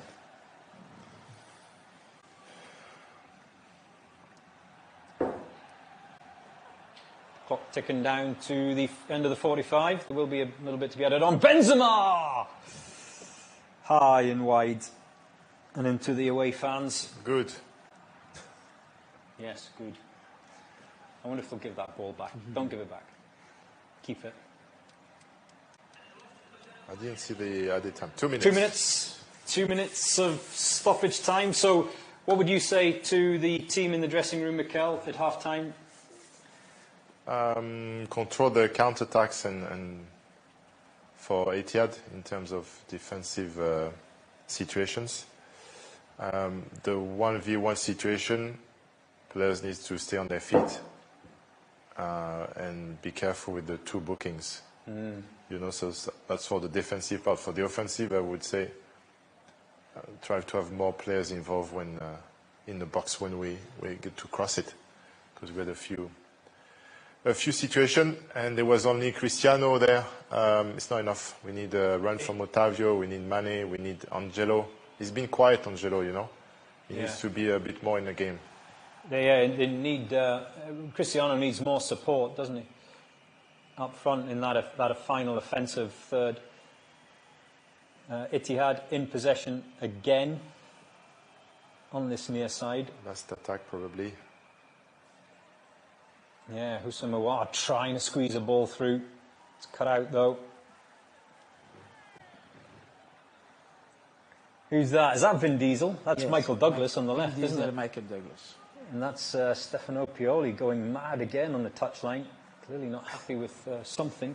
He's not in his technical area now. No, he's literally on very the far. field. He was very far. 30 seconds remaining of stoppage time.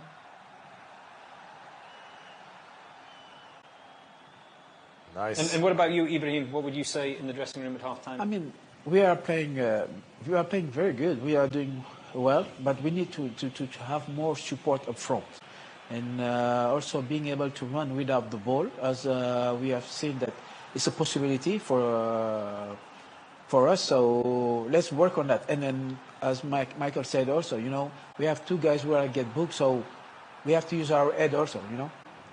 Here's Karim Benzema making his way into the penalty area. And that ball goes behind. Come on, and I referee. think that'll probably... Will it be the final action of the first half? But in overall, it's just a good first half, honestly. Yeah. You're away from home. Yeah. Yeah, correct. It's 0-0. So we'll be back very soon indeed. There's an exclusive with Sadio Mané coming up in a moment. Stay with us here on Nassr TV. There'll be more reaction coming in a short while.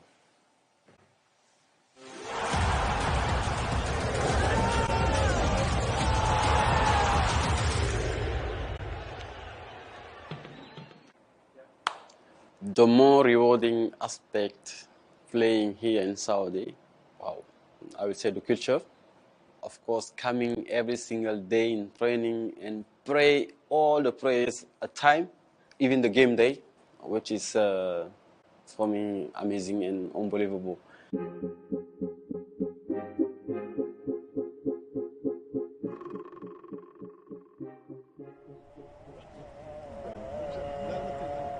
Go in Mecca every season at least 2 to 3 times. That also is something crazy for me. In my career, I will never forget this experience, especially knowing these lads. Wow. I think it's part of our life to know every kind of culture, every kind of different things, which make our job for me the best job in the world. Since Pioli arrived, you can see how me and, of course, the lads enjoy every single moment and laughing. It's demanding a lot, shouting all the time, but it's normal. It's a little bit like players and their daddy. Because he never hesitates. If he in the pitch, he will shout every single moment. But, of course, we know and we understand how we have to play and how he wants, even though sometimes in the game pressure or tightness, you can hear his voice all the time. So it's similar a bit with Klopp. I think we press more, and of course, when I'm playing all my style I've been playing in my life, I think it was him always this high pressure game, you know, to play with intensity. I like this. This for me is my favorite. So since he came, I think we playing this and it become easier for me because playing with intensity for me, this is football.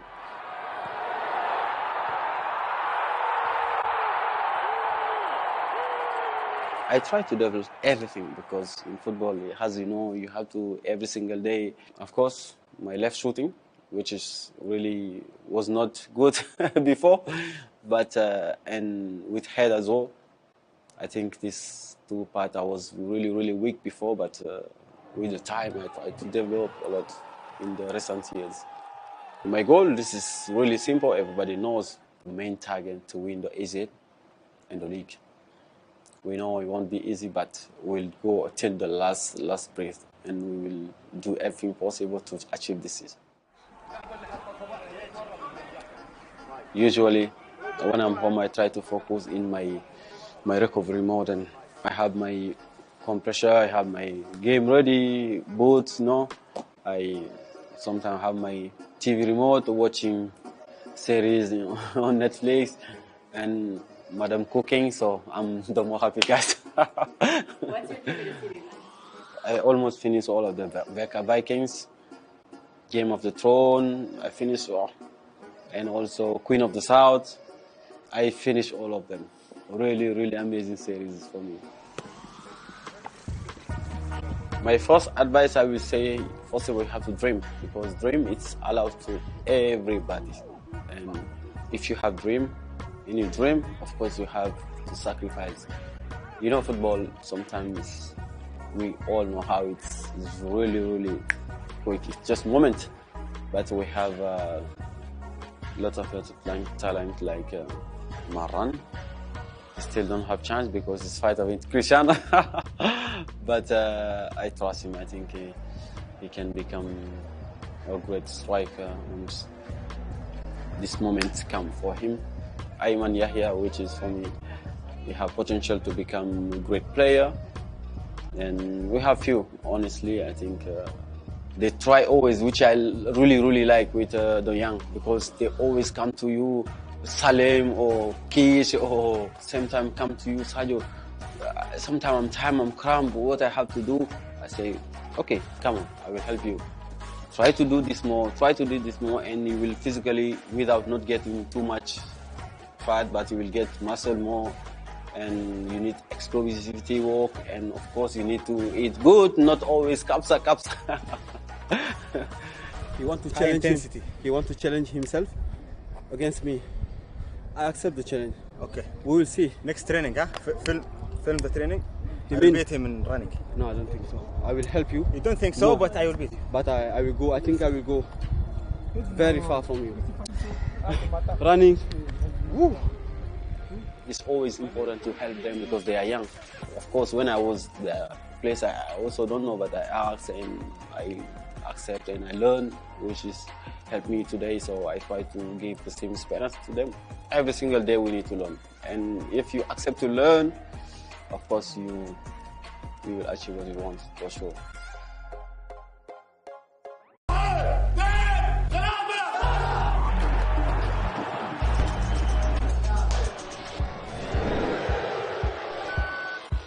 Okay, rolling. Ready, go.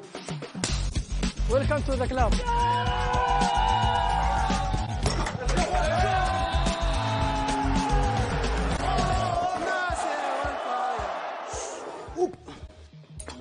You are not allowed to speak, only me, okay? I'm a reporter. Nassr TV. Exclusive on the zone.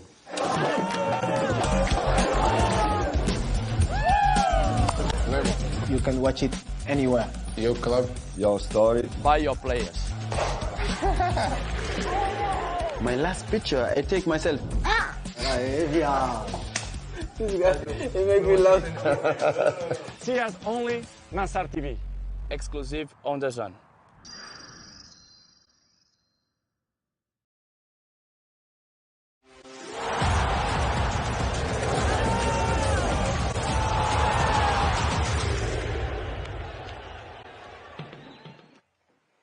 Welcome back. If you are just joining us, it's 0-0 in Jeddah at the King Abdullah Stadium in the coastal city. We need a goal. We need a goal, that's for sure. Let's have a look at the match stats from that first half. It has been in favour, Mikel, of AlNassr, 64% to 36%, which is healthy.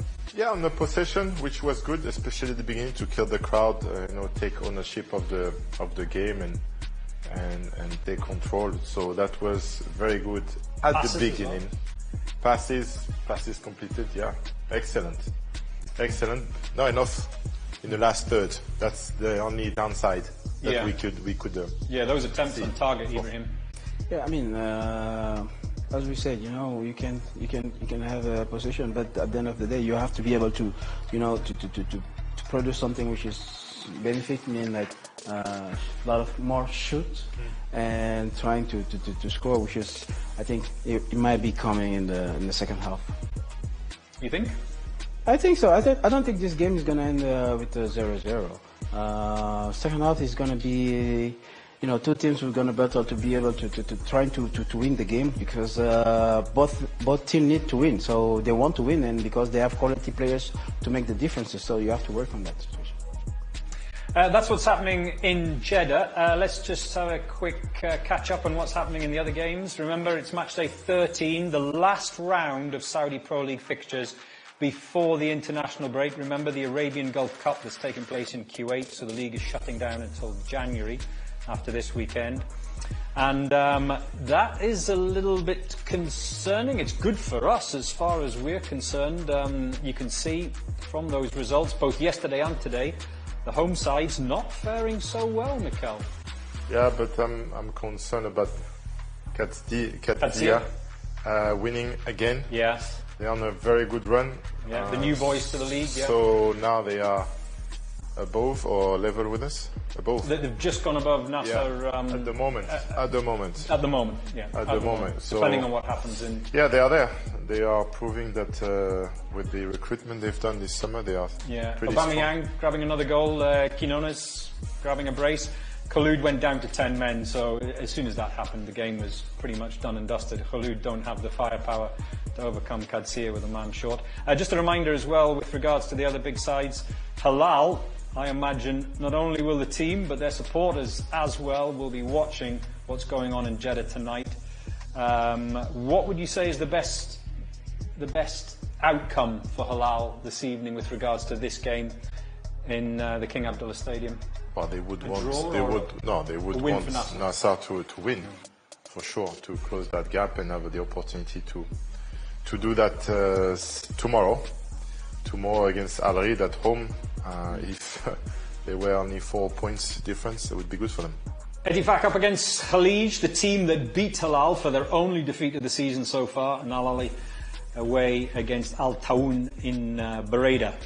Those are the games tomorrow, but we're focusing on what's happening here in the King Abdullah Stadium. Can I just ask you about, from what you see about the pitch there, Ibrahim? It seems to me that it's cutting up quite considerably. Well, I mean, we have seen that they have put a lot of water before the games and also at the end of the first half. So it requires a lot of technicality to be able to play into this. And then I think right now it suits very well to AlNassr. Being able to, you know, to hold the ball, to make passes. And of course, sometimes it can be tricky for, some small mistake can be a long pass or the short pass. So you have to be, you know, a little bit careful and focus on what you're doing. But overall, I think the pitch looked good and the players seems to enjoy it. I can only say that probably Sadio Mané on that occasion that he had, he could have done better. Also, maybe probably it can be also with the pitch. Right, Hamoud Al-Qahtani is pitchside for us, and he's joined once again by Bakari Sanya. Let's return to Jeddah. Thanks, Joe. What an amazing first half we witnessed with the fans, with the atmosphere. What's your thought about the first half, Bakari? Yes, I believe AlNassr was in full control. They managed to create some chances. The only problem, if I want to call it a problem, was around the box. I think we need to bring more bodies into the box, bring more crosses, and around the box find each other a bit better. But I think we didn't see any danger. The ball was mainly for AlNassr. The game was controlled by AlNassr, so they managed to hold the positioning quite well, especially the two fullback being quite high, push their wingers to defend a lot and spend less energy going forward. So I think tactically the game is respected, but going forward, of course, we should have scored. And the role of the fullbacks is what you said before the game. They pushed their wingers back and they tried to attack more, and it was really helpful until the last time of the first half, when we see Ittihad is pushing hard to score their first goal, especially in their home stadium. Yes, of course, but overall I think they did quite well. They were very close from the wingers, from Bergwijn and on the other side. I think they won the duel, they won the first half, and this is what you want. You have a second half, they need to stay focused because surely Ittihad won't be happy with the way they played in the first half.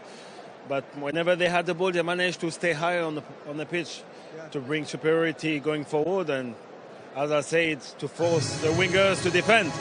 And this is what you want. You want to bring maybe a bit more bodies into the other half, and the team play quite hard. This is what you want. You try to put pressure on the other half. Yeah. So that's about the first half.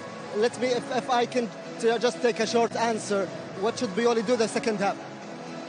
Keep the same philosophy. Win the duel at the back. Moving forward, try to find more link, try to make some runs, because the 2 or 3 times the striker did, they managed to create some chances. So keep using the space. And that's all what we have for half-time. Coming back to you, Joe. Thank you, Hamoud. Shukran.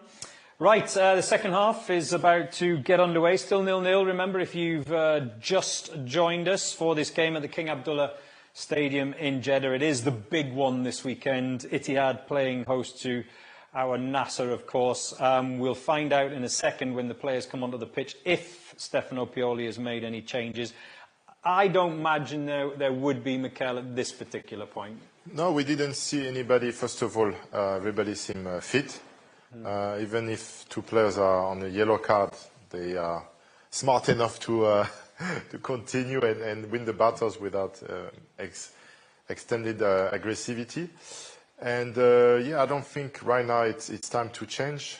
The guys but it is something you'll have to look at, because Brozovic is on a yellow, because Sultan Ghanem is on a yellow, maybe about the hour mark, depending on what's happening. But I'm sure the manager would have addressed the situation with those 2 players, because it was excessive force for.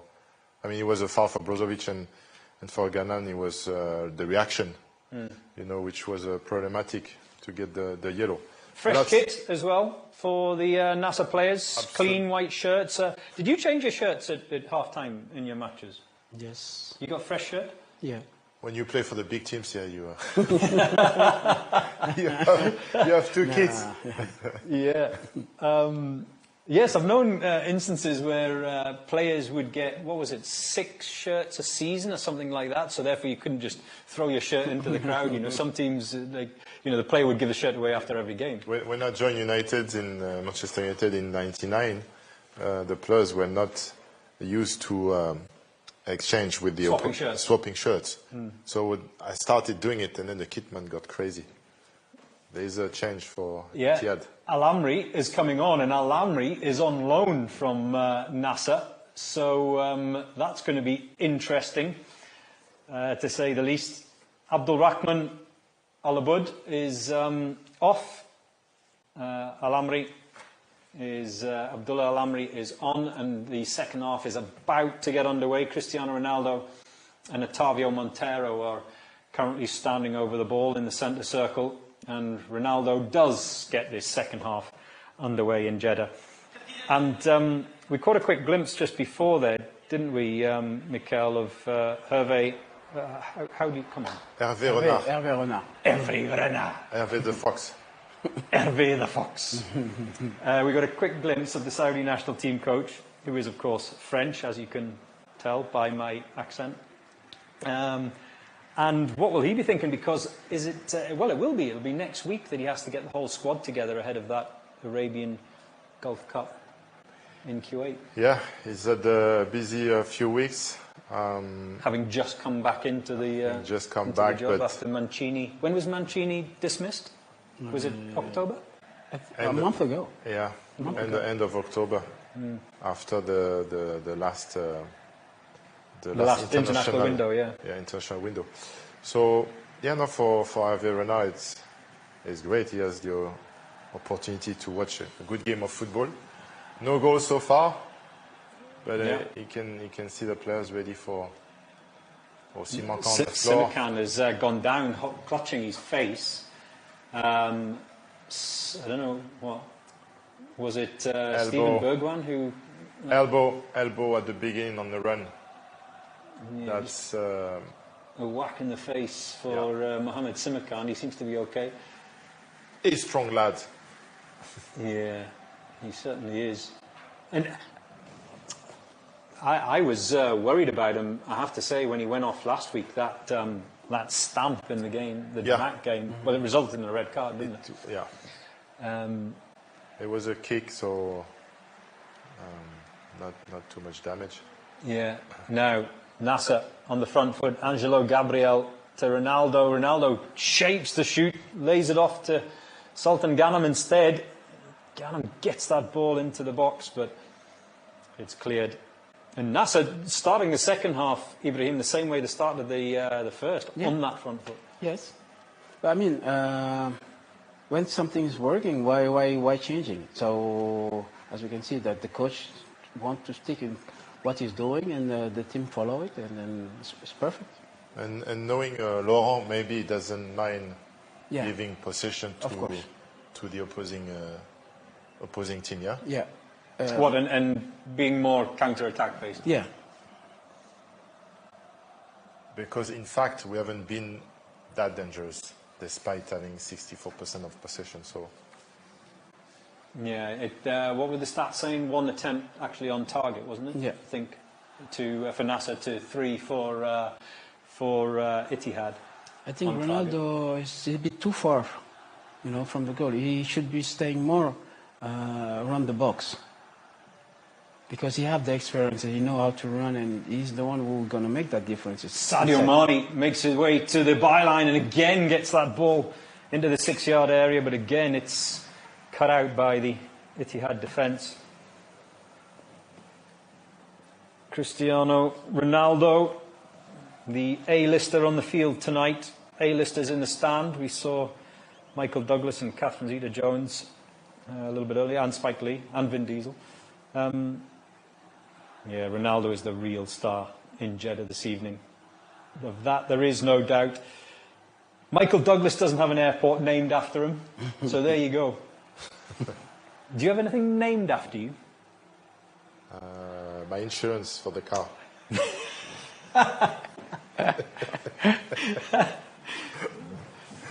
Ittihad on the front foot now, going at Nassr's penalty box. Fabinho and N'Golo Kante just recycling things just outside that penalty area. Now it's been intercepted by Brozovic. And Nassr can make their way out. What about you, Ibrahim? Any airports named after you? Not yet. Working on it. Yeah. A little landing strip somewhere, yes? When it's ready, I will let you know. Don't worry. Is that for your private jet, is it? Can be. But again, Yeah, G6. Oh! A foul. Thank you, referee. Yeah. Sadio Mané had actually ridden the challenge of Fabinho, but thankfully the Argentinian referee had spotted it. Former teammates. Yeah. Mané is very good at waiting for the challenge, and then it pushes the ball and have this. Just drawing that second foul. gear. Has he been touched? Hurt? He's currently down on the field. He's sitting down on the grass on the pitch, Sadio Mané. So now he's back to his feet. Come on, a warrior from Senegal. Well, you said you talked about silencing the crowd, Mikel, and it certainly looks like that at the moment in this what looks like a sold-out King Abdullah Stadium. Here is Sadio Mané again. Or was that a replay of the earlier? No, that's live. Danilo is doing good to read that. Yeah. We didn't see so much about Kante. No, it's been quiet. No changes for Nassr in this second half. Only the one change for Ittihad. If you've just come back, marhaba to this second 45 minutes here on Nassr TV. Keep your comments coming in and your questions coming in. Make all of your questions and comments for Ibrahim Ba. Why me? Kaffa, you felt a little bit lonely. You have Michael, and we can always talk also about, mixing with the football and the fashion, since me and you are still arguing about it. Yes, You two have let Bakary Sagna down. Bakary is a different level. He's overdressed. He's with the executives. That's why he's with the A-listers. Super classy. Well done, back. Well done. N'Golo Kante in that midfield battle, the battle that we were talking about. Is that Ottavio who's gone down clutching his face? I think it is. Yeah, Ottavio Montero, who's this is appealing to the referee, and Brozovic needs to get out of there. He's on a yellow, and the Argentinian. You know what these Argentinian referees are like? Sometimes they can be a little bit card happy. Ooh, yeah, unlucky. But yeah, it's a foul. It's a foul on. Yeah, there's a bit of blood on Ottavio's nose. Yeah, and Cristiano Ronaldo is basically showing the referee, Mr. Facundo Tello, that look at the blood. Stefano Pioli is saying to Brozovic to calm down, to not talk, because you already get the yellow. You don't want to, get a red card, which could be a problem for your team. And we were talking about before the game, Ibrahim, how important Brozovic was in that midfield. So, obviously you don't want to lose him to another card, but even if Pioli was forced to take him off, then it would be a huge blow as well. Ottavio is currently on the touchline receiving treatment. There's a bit of a cut on the bridge of his nose and the blood that's coming from it, and he's getting a little bit of treatment from the doctor at the moment, whilst telling anyone that is around him what happened.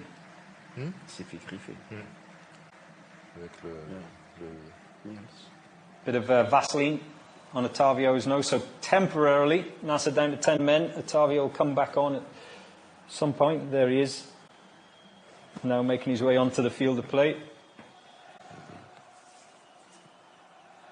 It's never nice to take a bang on the face. No, it's one of those, as we see a replay of it. And Stefano Pioli is appealing to the referee that Kante should have got a card. It's part of the game. Get the pressure on the referee, get the pressure on, if you can get one of the players on a yellow card, especially Fabinho or Kante, then... Yeah, here's Shankiti on the right side, the full-back. He puts it across the face, and Benzema puts it into the back of Nassr's net.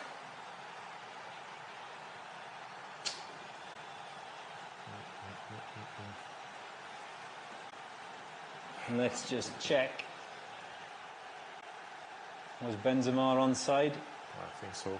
It was it was an unchecked run, really, for Shankiti, wasn't it? Down that right-hand side, Mohamed Shankiti didn't have anyone in front of him.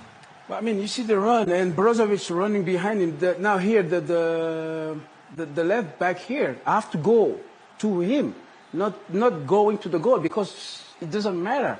You have to try to cut, the pass, and you have to go, on one-on-one, and then this is the things. But you running, going to the goal, toward to the goal, don't make sense. So obviously Shankiti made his way towards the byline, cut the ball back. Brozovic just wasn't quite near enough, but it's not Brozovic's responsibility really to cut out Mohamed Shankiti. It went behind Steven Bergwijn to Karim Benzema, who was at the back post, and then left-footed Karim Benzema on a little bit of an angle.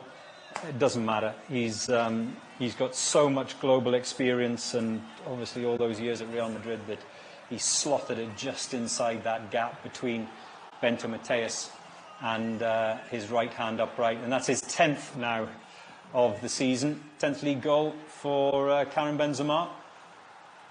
Come on, so start, as I said. Here's an opportunity. Angelo Gabriel! Oh! Again. But it's still alive. And Ronaldo! Hey! Calm down. Now we're talking of the season. Now we're talking. Game start. The two former Real Madrid teammates. Whatever you can do, I can do. 10-10. 10th league goal of the season for Cristiano Ronaldo. And what do they say, Ibrahim? When the opposition scores, you have to reply within the 5 minutes. And this is very important, you know, because sometimes you get like sloppy, and then here you see that the reaction is like, okay.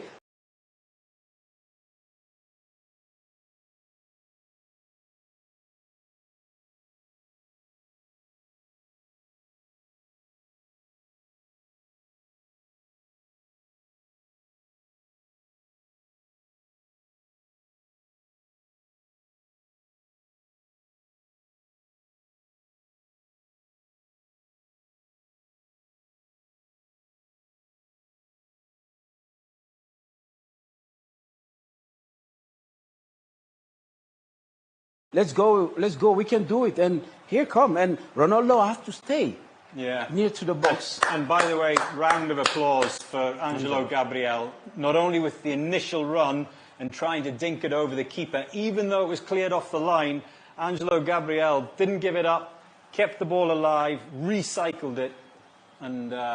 Very good from Angelo. You know, we said he was quiet first half. Yeah. I mean, I don't mind if he does. Yes. Yeah. I mean, look, no doubt, and he deserves it. All the headlines will be for Ronaldo tomorrow morning with regards to that particular goal. But you have to say, Angelo Gabriel and the build-up to that. And it's fully deserved. You know, it's fully deserved to go back. We didn't expect it to be that quick, to come back that quickly in the game. But here comes Ittihad, and again Shankiti unmarked.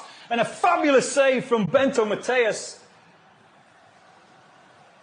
What is going on that side? I mean, 1 minute and 50 seconds between the two goals, between Karim Benzema scoring and Cristiano Ronaldo at the other end. And Benzema is surrounding the referee. He's clearly angry. He's angry. Otavio Montero, actually, Karim Benzema. And Otavio Montero is holding his face. Danilo, come on, man. Danilo. And it's a yellow card for Danilo. Should be a red card. No. Should be a red card. He slapped Otavio. I'd like to see that again. I agree. I think he's raised a hand and slapped Otavio in that little melee, that little argument that was going on. VR. Yeah, I want to see that again. He should be off. I don't know why Karim is mad. Yeah, why is Karim Benzema mad? Is he mad at? Right, okay. It was... in the build... Yes, right, I see. So, in the build-up to the Nassr goal... It's a block. But it's a block. It's nothing to, you know, I mean, it's a normal thing. It's right. It's part of the game. Yeah. In the build-up to the goal, in midfield, Karim Benzema was bumped off the ball. No. Was it Benzema who slapped Otavio? No, Danilo. It was Danilo who slapped Otavio. It's getting heated. It's getting very heated. Exciting. We want Brozovic to stay calm and... What's that new league that's set up now, the Face Slap League? Hey, they should be in that. You've seen those guys.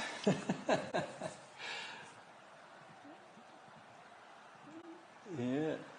Teammates in the national team. Yeah. Otavio Montero and... But here it's not teammates here. You know, you want to win, so... Yeah. It's a part of it. One team and AlNassr, one team is Ittihad, so yeah. Pereira is still in the national team? Danilo? Yeah.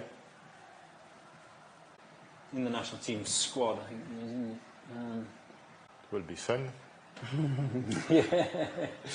But how long does it take you? I want to ask both of you guys this. How long does it take you after a big game like this, if there's been a bit of friction and heat, to calm down with regards to teammates that you, or friends that you know? A day? After the game. I mean, an hour, a day? No, after the game, everything is done because you want to win. You're working. This is your job, you know. But then, when the game is over, get over it, and you know, because tomorrow is a new day, and then other games will be coming. So what? You'd send a little message? So we don't need, because we see each other after the game. Right. You know, in the changing room, right? Yeah. But obviously, it depends on the way we are, if we are good friends or not. So these are the things. So it depends on who it is. Yeah, and if you are, you know, if you have a good connection. Right. Good job. 10. Space. Deep breath. Over there. 1-1. Let's go. Oh, that's a good early ball for Sadio Mané. Crossfield diagonal. And he's one-on-one. Shoot. Sadio Mane's shot is blocked by Shankiti. Now it's open. Yeah. Yeah, which is great Stop for, him. for a neutral. Hussam Ouar is fouled in midfield. It's a quickly taken free kick. Here's Karim Benzema driving at the Nassr defence. That's Well it. done. Play. Let's Now, go. possession turned over. Other side. And Nassr, Get up from there.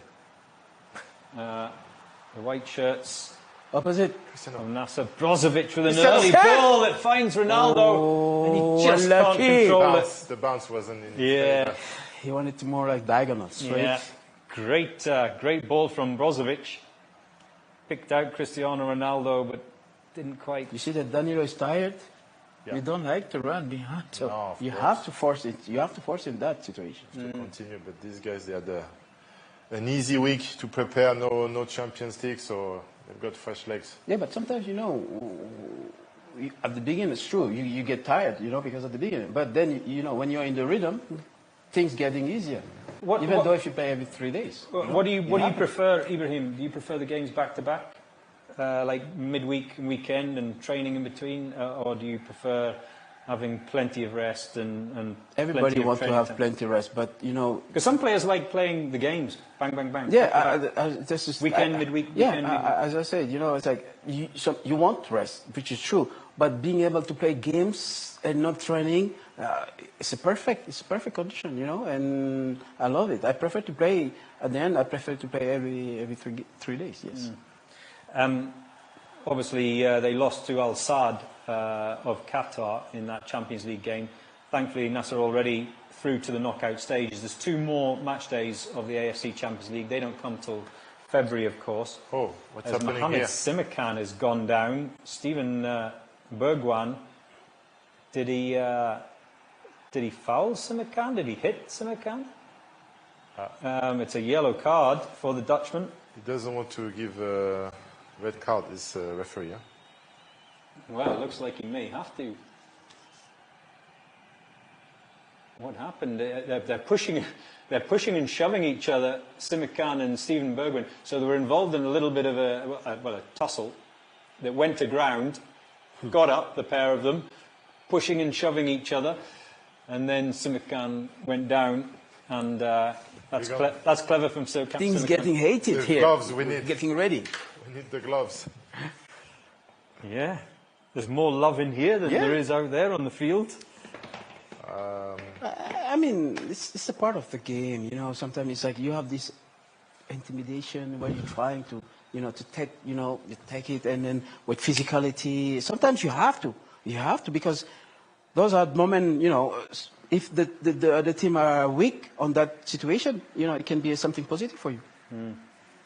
But it's also, I think that shows the maturity of Simakan, who's only, 24? I think he is. Yeah. It shows the maturity of him that when Stephen Bergwijn pushed him, that he did go to ground. That's a player that's normally you expect more experience from, don't you? He understands exactly what he's doing. So at the moment, it's 1-1 at the King Abdullah Stadium in Jeddah. If you've just joined us, shut it down. And it is Ittihad at the moment in possession, just outside the Nassr area, but possession has been turned over. Keep it. And Sadio Mané and Ottavio trying to get Nassr going forward. Keep it. That's it. Other side. Angelo Gabriel. I think, excuse me, I think Laporte was given a yellow as well in the aftermath of the goal. Right. For what? We don't know why. Confirm that. Benzema, For what exactly? The case with Benzema, I think. So what is that? 1, 2, 3, 4, 5. 5 players. That's it.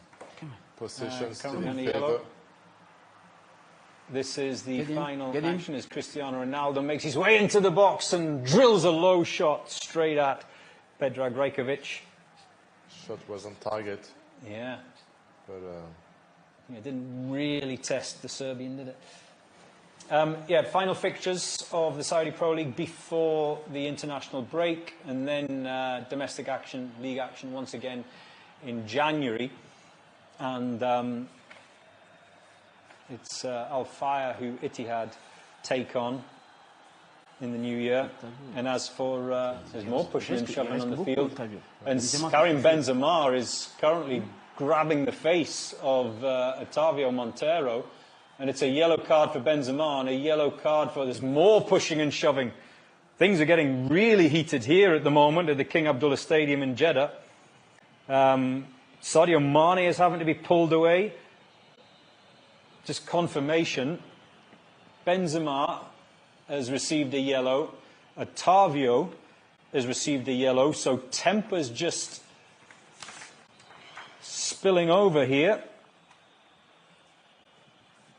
And players being pulled away. Angelo Gabriel and Karim Benzema are currently in discussion. I'm not sure why those two are involved. And Otavio has gone back to have a word with Karim Benzema. This is not over. No. Yes, it's getting a little bit spicy on the Red Sea coast. We are on the edge. It's on the edge. And Sadio Mané being told to not get involved. As he said. The referee needs to be very on it at the moment. Yeah. So, free kick to Ittihad, approximately 25, 30 yards out on the angle. Fabinho is placing this ball. It's going to be a two-man wall for Nassr. Or is it going to be a one-man? It's a one-man wall now for Nassr. And the back post, there's a header from Karim Benzema who goes over the top of Nawaf Bouchal, who's holding his back. He's gone to ground. And it's fine.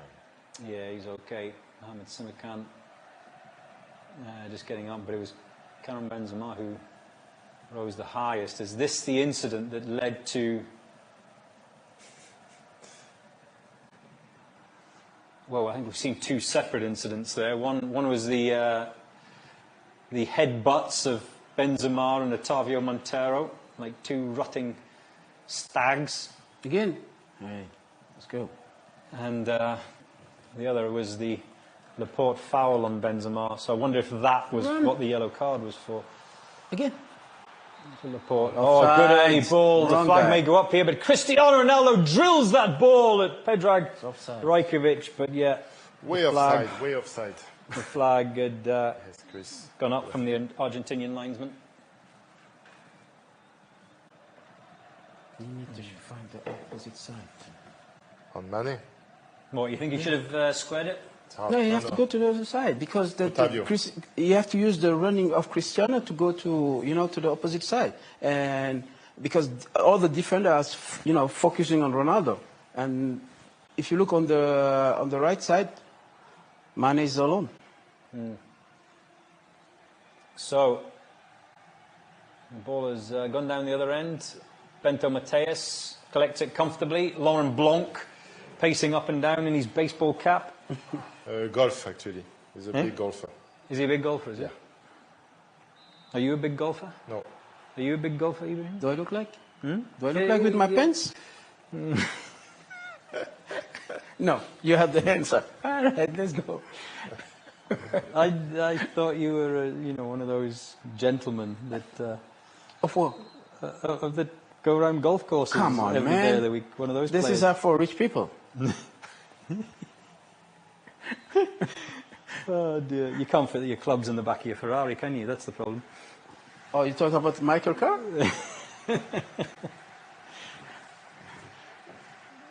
So 20 minutes. Yeah, we've just crossed the 70-minute mark. You're right, Mikel. 20 minutes remaining, plus, of course, a bit of stoppage time. Watch out. No changes yet for Stefano Pioli. Space. That's it. Space. And it's Nassr in possession. Kabari trying to get Sadio Mané going forward down that right flank. And that's a great ball from Mané back to Kabari. Can he get to the byline and get a ball in? He's into the area, Kabari. Ooh, cross it. He's gone down. He's gone down, Abdullah Kabari. Was he fouled? He's at the long one. He needs to rest. Give him a rest. Well done. Stay on the ground. The tackle from Danilo. No. No.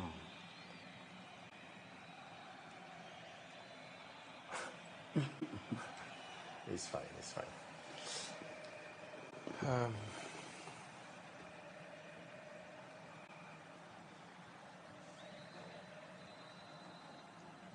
So, what's the referee given? Mikhail? Goal kick. Some change for... Yeah, it looks like Garib is going to come on. Abdul Garib coming on and Angelo Gabriel coming off. Angelo, huh? That's pretty much like for like. But does that mean he moves Ottavio over to the right side, do you think, Mikhail? Well done, like Angelo. we've seen in some games? No, I think it will be position for position. I think Garib will go and take the right-hand side of the attack. We're just having a look at replay of Cristiano Ronaldo's goal. It's the first goal that Ittihad have conceded in the Saudi Premier League for 9 hours and 37 minutes. So, the dominance that Ittihad have had come on, guys, come on. Broken by Cristiano Ronaldo, and here's Kante getting Shankiti going forward again, and once more Shankiti gets that ball into the box. That's becoming a little bit of a problem, isn't it, on that side? I wonder if maybe would he swap Sadio Mané flanks and put Abdul Garib on that? Looks like Garib is central behind Garib's Cristiano central. and Ottavio on the right.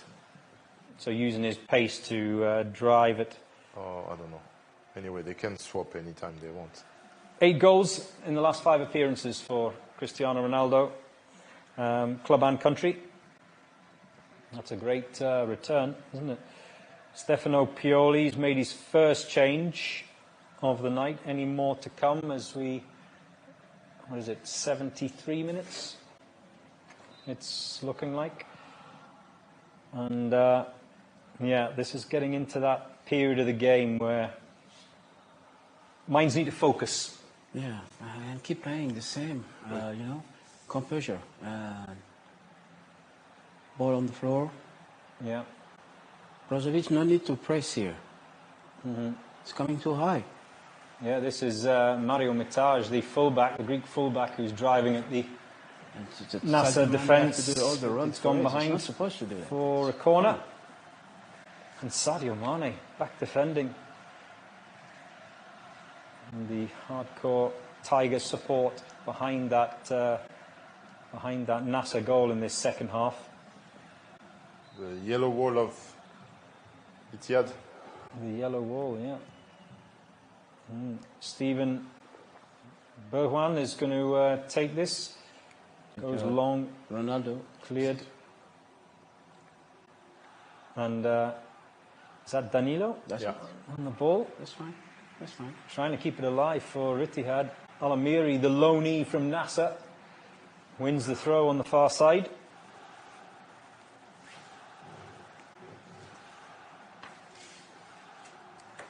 Joined Nassr back in 2019.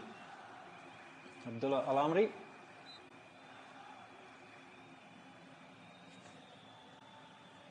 And what is it? Right next to the corner flag, this throw that Shankiti is going to take, and he goes back the way. That ball fizzed in. Simakan clears it, but only as far as Benzema on the edge of the box. His shot is blocked. Defense. Come on, Garib, make a run. Yes. Now here's Garib. Opposite, that's it. Nice. That early ball for Put it down. Sadio Mané And take it. on that far side. That's gone, what, Cristiano a good 60 yards. Here's Mané again, driving into that penalty area. Ooh, yeah, Danilo Pereira. What happened? Injured. Cristiano was there. Well done, Chris. Great interception. Here we go. From Ronaldo as well. Play. No. Referee call. The referee has blown the Ottavio, whistle for Danilo down on the so bad, Ottavio. down on the field. What's happening? They have to think. Yeah, I think that's it for Pereira, no? What do you think he's? Yeah, he's hurt, injured. coach? Oh, His head. Brother. Yeah, it was. Was it? So he's just. There's a Wow. well, we've seen a replay of Cristiano and Ronaldo's fabulous interception. Wow. I taught him this, by the way. Tackles. What was it like coming up against him in training on a daily basis? It was tough. It was tough because just his speed. And all the others as well. Yeah, no, but him in particular, he was super fast, probably one of the fastest. So when you have 1v1 against him, you need to be very close to him from the beginning, because otherwise once he's getting momentum, it was very difficult to stop. Now he's got not the same pace. He's got different attribute now. But when he first came, I mean, he was tricky. He's already had a good understanding of the game and a lot of pace, sharpness, and on 1v1 he could go either side, on the left, on the right. So it was difficult to predict and to stop him. And what was he like in the dressing room as a player? Well, you know, when he first came, he had to learn English, you know, so it took him a bit of time to express himself and to grow his character. But he was young; he was 18. So he was quite quiet. Yeah, he was quiet. He was doing his job, you know, and speaking with more the Latin players, so with the Gabriel Heinze, with Kleberson, a little bit with the French players, with Patrice, with myself. Who was his best mates? There's Spike Lee in his white sunglasses, New York Yankees hat. Who were his closest friends at that time? The closest, it was probably Nani. Nani. Okay. Yeah. Because of the language, I'm guessing. Because of the language. So we're back underway, and Nassr in possession. Mario Mataj has given the ball away to Gharib on the edge of the area, and Sultan Ghanim's cross into the box. Did that take a nick? Did it take a deflection? No? I thought so. Corner, or did it just go straight? No. Well, it's been given as a goal kick, so it mustn't have touched an Ittihad player. Laurent Blanc. Stefano Pioli didn't sit once. No. That's just not his style. He's living the game. You wouldn't either in a game like this, would you? He's been up and down that technical area, Stefano Pioli. Yeah. He'll have put the kilometres in, put his steps in, 10,000 steps he'll have done tonight, no doubt. Yes, Gharib, well done. Yeah, Gharib. He's got so much pace and trickery. Abdul Gharib. Okay, take your time. Crucial moment now, 15 minutes to go probably. Yeah, you're right, We've just added over. time. Yeah, it is, what is it? It's just over 11 minutes until the full 90, but of course there'll be stoppage time to be added on. Yes. Oh, and almost, Fabinho almost dispossessed. And could it be a card that decides this game? Because there's still some robust challenges going in, Ibrahim. Complaining about Kante's challenge. I mean, he's just so clever with these challenges in N'Golo Kante, isn't he? Plus, he's got that baby face. You never innocent. Think that he did something on purpose. Yeah, innocent, always innocent. Unlike Ibrahim, who's got that guilty face, you know. Like, come on. Simakan charging forward. Simakan making his way to the edge of the penalty area. Where did he come from? Oh. Simakan still, he needs support. Ottavio is that support. Move it. That's it. Here's Gharib. Yes. And, across the face of goal. And cleared away. Sadio Mané it was on the turn. Come on. Let's go. We're on top. Come on, let's go. This is a real purple patch for Nassr. Here's Gharib again. We are on top. Going at that Ittihad defence. Ottavio, who's pulled out to this right-hand side. Is the ball still alive? I think it hit the corner flag and stayed in. Let's go. Brozovic goes all the way back. Open it. To the halfway line.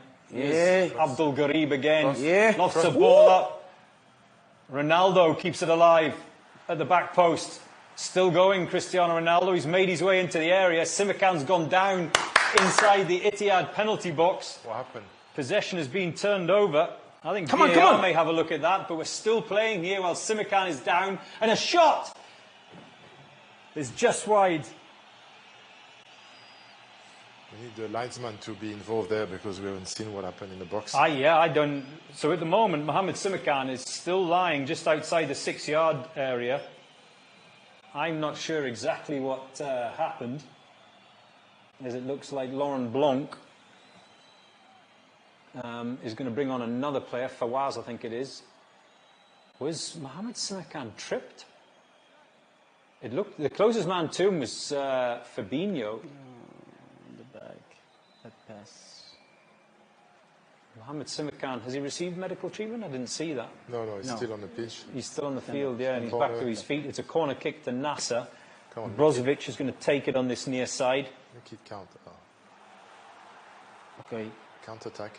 Stop him there. Counter from Ittihad. Shankiti has beaten Nawaf Bouchal and is driving towards the Nassr area, and that ball into the 6-yard box is comfortably collected by Bento Mateus. What are we, 82 minutes gone? Yeah.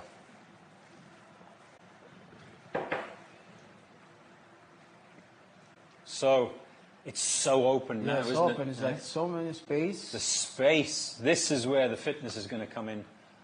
I don't like the space like this. Yeah. Makes me nervous. Anything can happen. Yeah, true. Makes me nervous, honestly.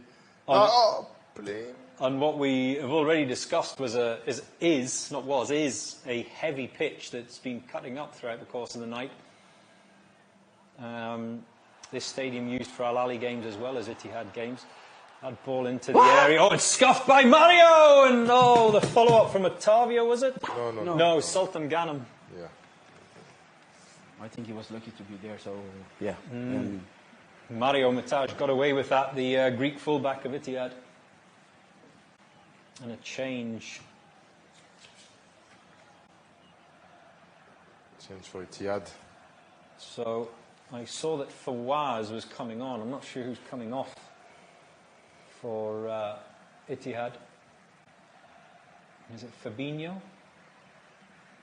No, it looks like Shankiti. The right back? Yeah, it looks like, is that Shankiti? And it is Fawaz that's coming on. So, and it's going to be a goal kick to Ittihad. And Predrag Rajkovic taking a long time over this. What's the new rule they're planning on introducing into the Premier League? 8 seconds if you don't release the ball, but that was a goal kick, so that's different. Goal kick, yeah. But yeah, normally, I mean, they are making some trials.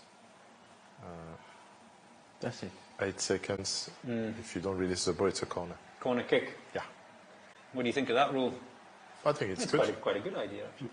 Everything is made for the game to be speed up a bit. And stops clock killing, doesn't it? At the end of a match when one side is up and just hanging on. Well done.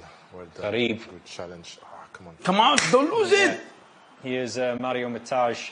Inside. Benzema the space. lays it into the path of Hussam. Booted away by Nawaf Bouchal. And there's another Nassr player down in the middle of the field. Is that Kabari? I think it is. Yeah, it looks like that's a nasty one because he Abdullah received Kabari. He looks in a lot of pain, doesn't he? He's at full stretch. Oh, yeah. Big challenge. Yeah, the studs were trapped in the grass, weren't they, as he went down. Oh! Looks like his left knee, doesn't it? Yeah, got stuck in the pitch. Yeah, his studs just got stuck in the turf. His momentum carrying him over the top of that knee. So that's worrying for Abdullah Qarib. And it's still in the balance. 5 minutes of normal time remaining here at the King Abdullah Stadium in Jeddah. high tempo, high intensity. Players have been trying hard. Huh?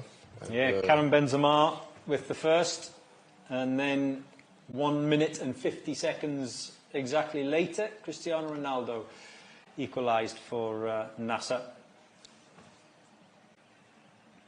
He's back to his feet, Kabari, and yeah, he's limping a little bit. What normally happens in these situations, Ibrahim? Do you go for another 5-10 minutes, see what it feels like? Because we see a replay. I mean, as a player, you want to try. Yeah. You want to play because you know you're thinking that your teammate need you, and then again you want to make it, right? Because sometimes the initial challenge and the initial injury, there's so much adrenaline going through that you don't really you have feel that pain, you know, you have that pain, but at the you see he comes in, so because he wants to continue, and this is what we want. Also to see, not to see players, you know, get injured and get out, and you know, not being able to play for long. If you, Mikel, were to pick out your man of the match tonight, who would it be? Man of the match.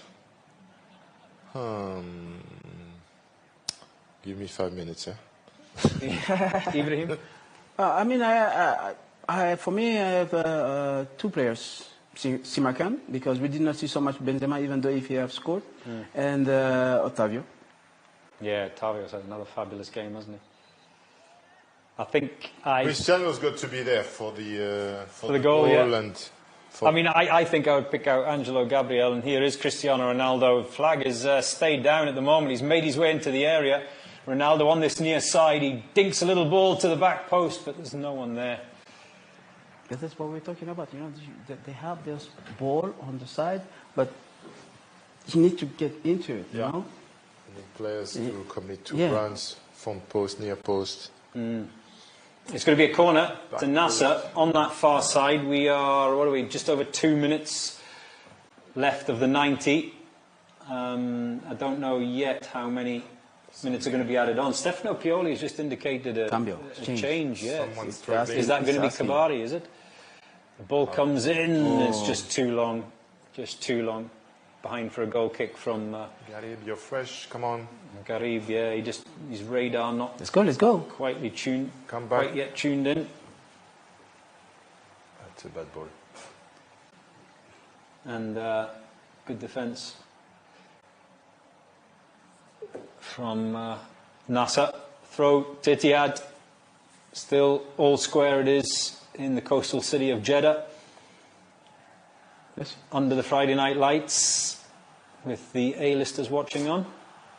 Fabinho on the edge of the D to Karim Benzema, but the ball is pinched off his toes. And Nassr have possession. He's going to take it. Mané is running. Al-Amri. Throw that ball up front. And doesn't get past the Nassr right that's the only problem when you have right footers playing on the left and vice versa. Here's Fawaz, the substitute on that right flank. It was like for like change. Fawaz coming in for Shankiti. A ball over the top. Fawaz and a fabulous interception by Nawaf Bouchal. Great tackle. Yeah, superb. The timing was perfect. Otavio. Don't play that. Don't play that. Come on. Yeah. Cheeky. Dispossessed by Fabinho.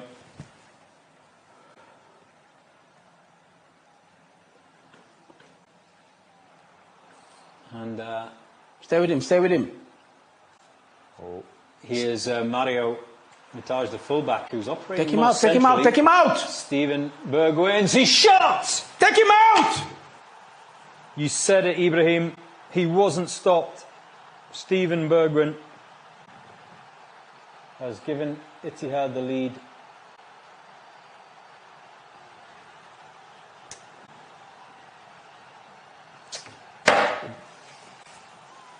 It's a right foot. Don't let him come in. You have to go. You could see outside. You could see it. It was bodies, but nobody to help Simakan inside, but nobody committed to.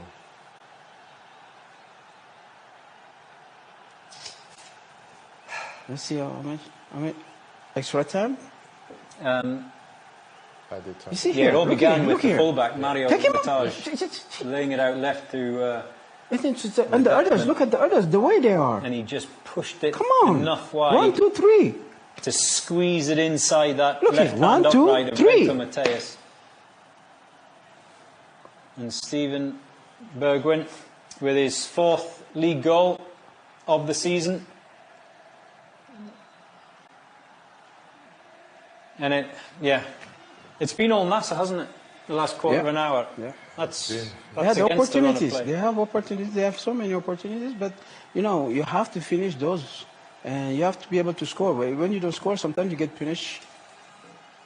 And it looks like that's going to be his last contribution of the night, because the Dutchman has been brought off. AlNassr is coming on. Playing defense.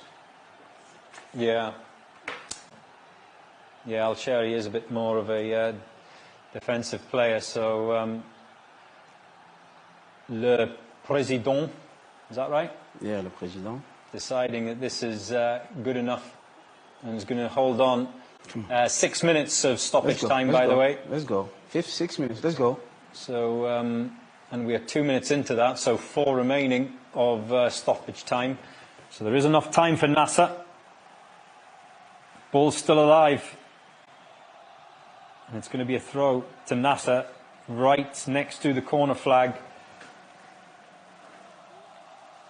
And a change, Kabari, who, remember, had that knee injury. He's coming off.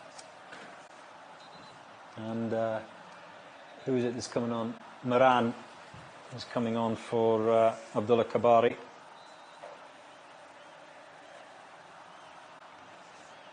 Right, Stefano Pioli currently scratching his head. He's made that change. What? And possession turned over by Nassr deep inside the Ittihad half, and there's a counter now. Karim Benzema driving at Mohamed Simakan. Don't touch him. That's it. Stay with him. Just stand him up. Just stand him up. That's it. And Nassr have not only forced Ittihad back, but they've got possession as well. And now, that possession has been given away. Ittihad on the far right-hand side. No, nothing. And nothing. Well, nothing. Yeah, I think that was that for Fawaz or Al-Amri. Al-Amri, who went down just outside the area looking for a free kick.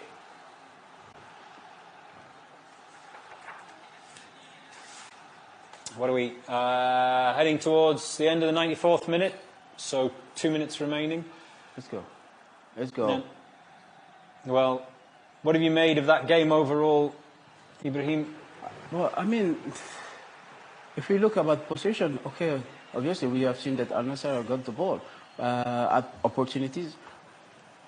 But again, Pioli was talking about something on his interview. It's like this game sometimes, you win or you lose based on mistakes.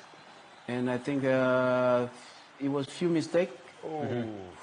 Offside. The flag had gone up. Yeah. It was few mistakes, and then we saw the result actually. Well, there's four players. There are 4 players. It's just it can't get inside. You can't half defend. You have to commit and go for it. And Bergwijn is right-footed. Yeah. Well, they're celebrating already in the King Abdullah Stadium, the Tigers fans. Laurent Blanc, not yet quite comfortable, and understandably so, as we head into the final minute of the 6 that have been added on here in Jeddah.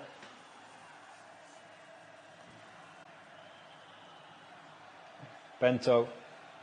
There'll probably be one final flurry from Nassr. They need to get that ball from back to front as quickly as possible.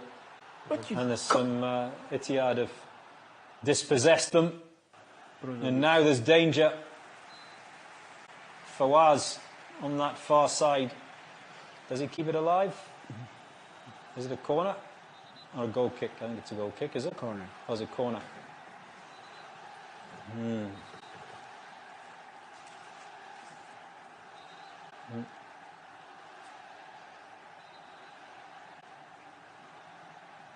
And come on. You can't do that. Good finish, though. Yeah, but, I mean, you have all the defenders, all of them, they're standing. Nobody's coming forward, you know? You know the time in front. You don't have to come forward. They only stand and behind their, you know, their hands behind their back. I mean, it's, you have to say, though, Mikel, it's inch perfect, isn't it, from Bergwijn? That ball's hit the referee, so yeah, surely... No, for the goalkeeper, Bento could stretch as much as he wanted. It was out of reach. Yeah. So, drop ball, because the ball has hit the referee. Bento just launches that downfield. And it'll go all the way through to Predrag Rajkovic. And he goes down on it. This is where you need that 8-second rule, isn't it? Yeah.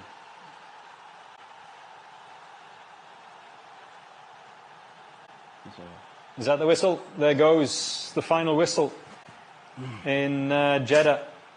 And it is all 3 points for Ittihad. Disappointed, but yeah. But I mean, big like, disappointment. You know, Joe, if you considering the balance of the game, big disappointment. True, but again, you know, the season is not over yet. So if you look about it, the way that they have come in Ittihad, played that way, you know, so it's something positive. You have to take something positive on that, you know. Obviously, you have to adjust on different, you know, position and with some different players. But I believe that they can do it, and they have to believe they can do it. Is it an advantage or disadvantage going into a big break like this, the international break, on the back of a defeat, or would you prefer to go into a break on the back of a It doesn't matter. For me personally, I think that it's good to relax a bit, you know, and then to recharge, and then to get back and and willing to work hard and to make it happen, because it's going to be a big challenge. What do you think, Mikel? Well, you always want to have the best possible result, break or no break. So now it's about recharging.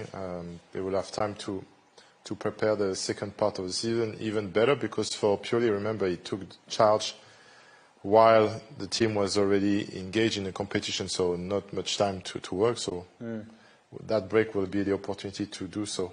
Okay. Let's just update you on the other games. Matchday 13 of the Saudi Pro League. Qadsiya went above Nassr in the table after that victory over 10-man Khulud, which was the early kickoff tonight. Al Ahly in action tomorrow. Al Hilal in action tomorrow. So not good, not good. Let's have a look at that table, just to confirm those positions on Matchday 13. Some of the teams have obviously played their games, others still to go. And there you can see Nassr now 11 points off the top, and that top spot occupied by the Tigers. Hilal 5 points adrift, but like I said, their game is tomorrow night. And points for Al Fayr and Al Fateh after dismissing their managers last week respectively. So they've dragged a few more into that relegation fight. No wonder they drop into the relegation zone. You know, Joe, So, more to come here on our Matchday show. It is Nassr TV. We'll have a bit more reaction in just a few minutes' time.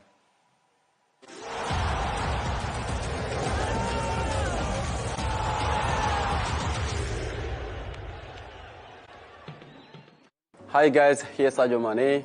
I'm going to blind rank my best goals. Let's go.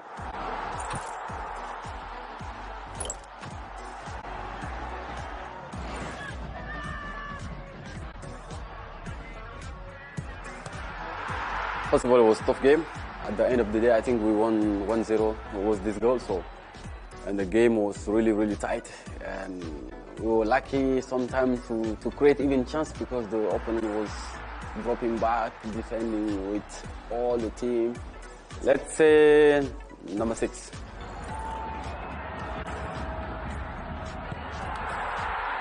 I think I'm going to even struggle to rank with the goals because for me all the goals are beautiful.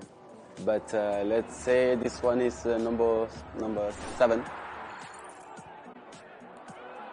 Here comes Cristiano Ronaldo into Sadio Mané. So when I see Cristiano moving, first of all I was a little bit not sure because I was thinking he was offside, but a very smart player, so he go without being offside, and the pass was amazing. Let's say number 3. Yeah, quite the same. Passing, moving around in the space. For me, some things is really important in football, especially when you do the right time, and especially the passing, the movement. I like this kind of movement in the game, and the goal was just sublime. I will say the number 2. Have a run, Sadio Mané, on he goes, that's beautiful. This one number 1, I will say. I will not say only the goal, but the moment also was important. Because I missed penalty, I think. And the goal, as you see, got in the ball, in the space, coming, dribbling 2 players, 3, and shoot, wow, the target. And perfect goal. Fabio, Mané, and that's in. Let's say number 4, when you are not facing the goal, like you see the action, I was my back to the goal, and the movement was not bad as well. To make it direct was also perfect. So let's say number 4. Let's say number 10. I say number 10 because most of the football fans see the penalty as an easy goal. Sometimes the penalty become even more difficult than open game goals.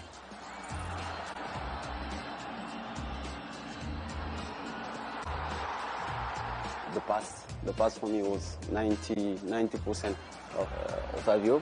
Not all the players can see this kind of movement or can give this kind of pass, but he did, so that's why Octavio is so special. He gave a great pass.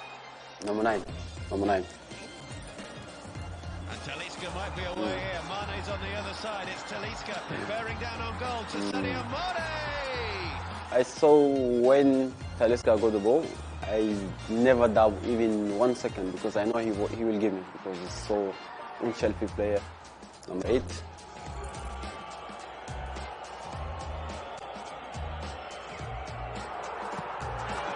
What a goal, what a goal. I think one of my favorite goals so far because yeah, it was long ball, and when I saw Sultan, I tried to be close as I can, and he was very smart in this game. No matter what. In general, I will say he's always smart, but this one was another level. And it just gave me the ball 1 touch, and then I think the control was maybe 99%. In front of the goal, your first touch, I think was perfect, and then easy goal.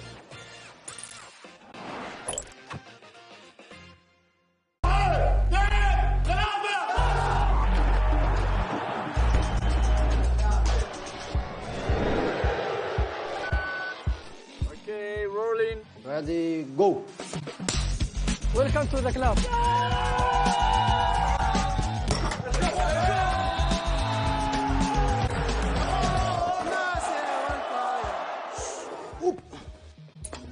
You are not allowed to speak, only me, okay? I'm a reporter. Nassr TV. Exclusive on the zone.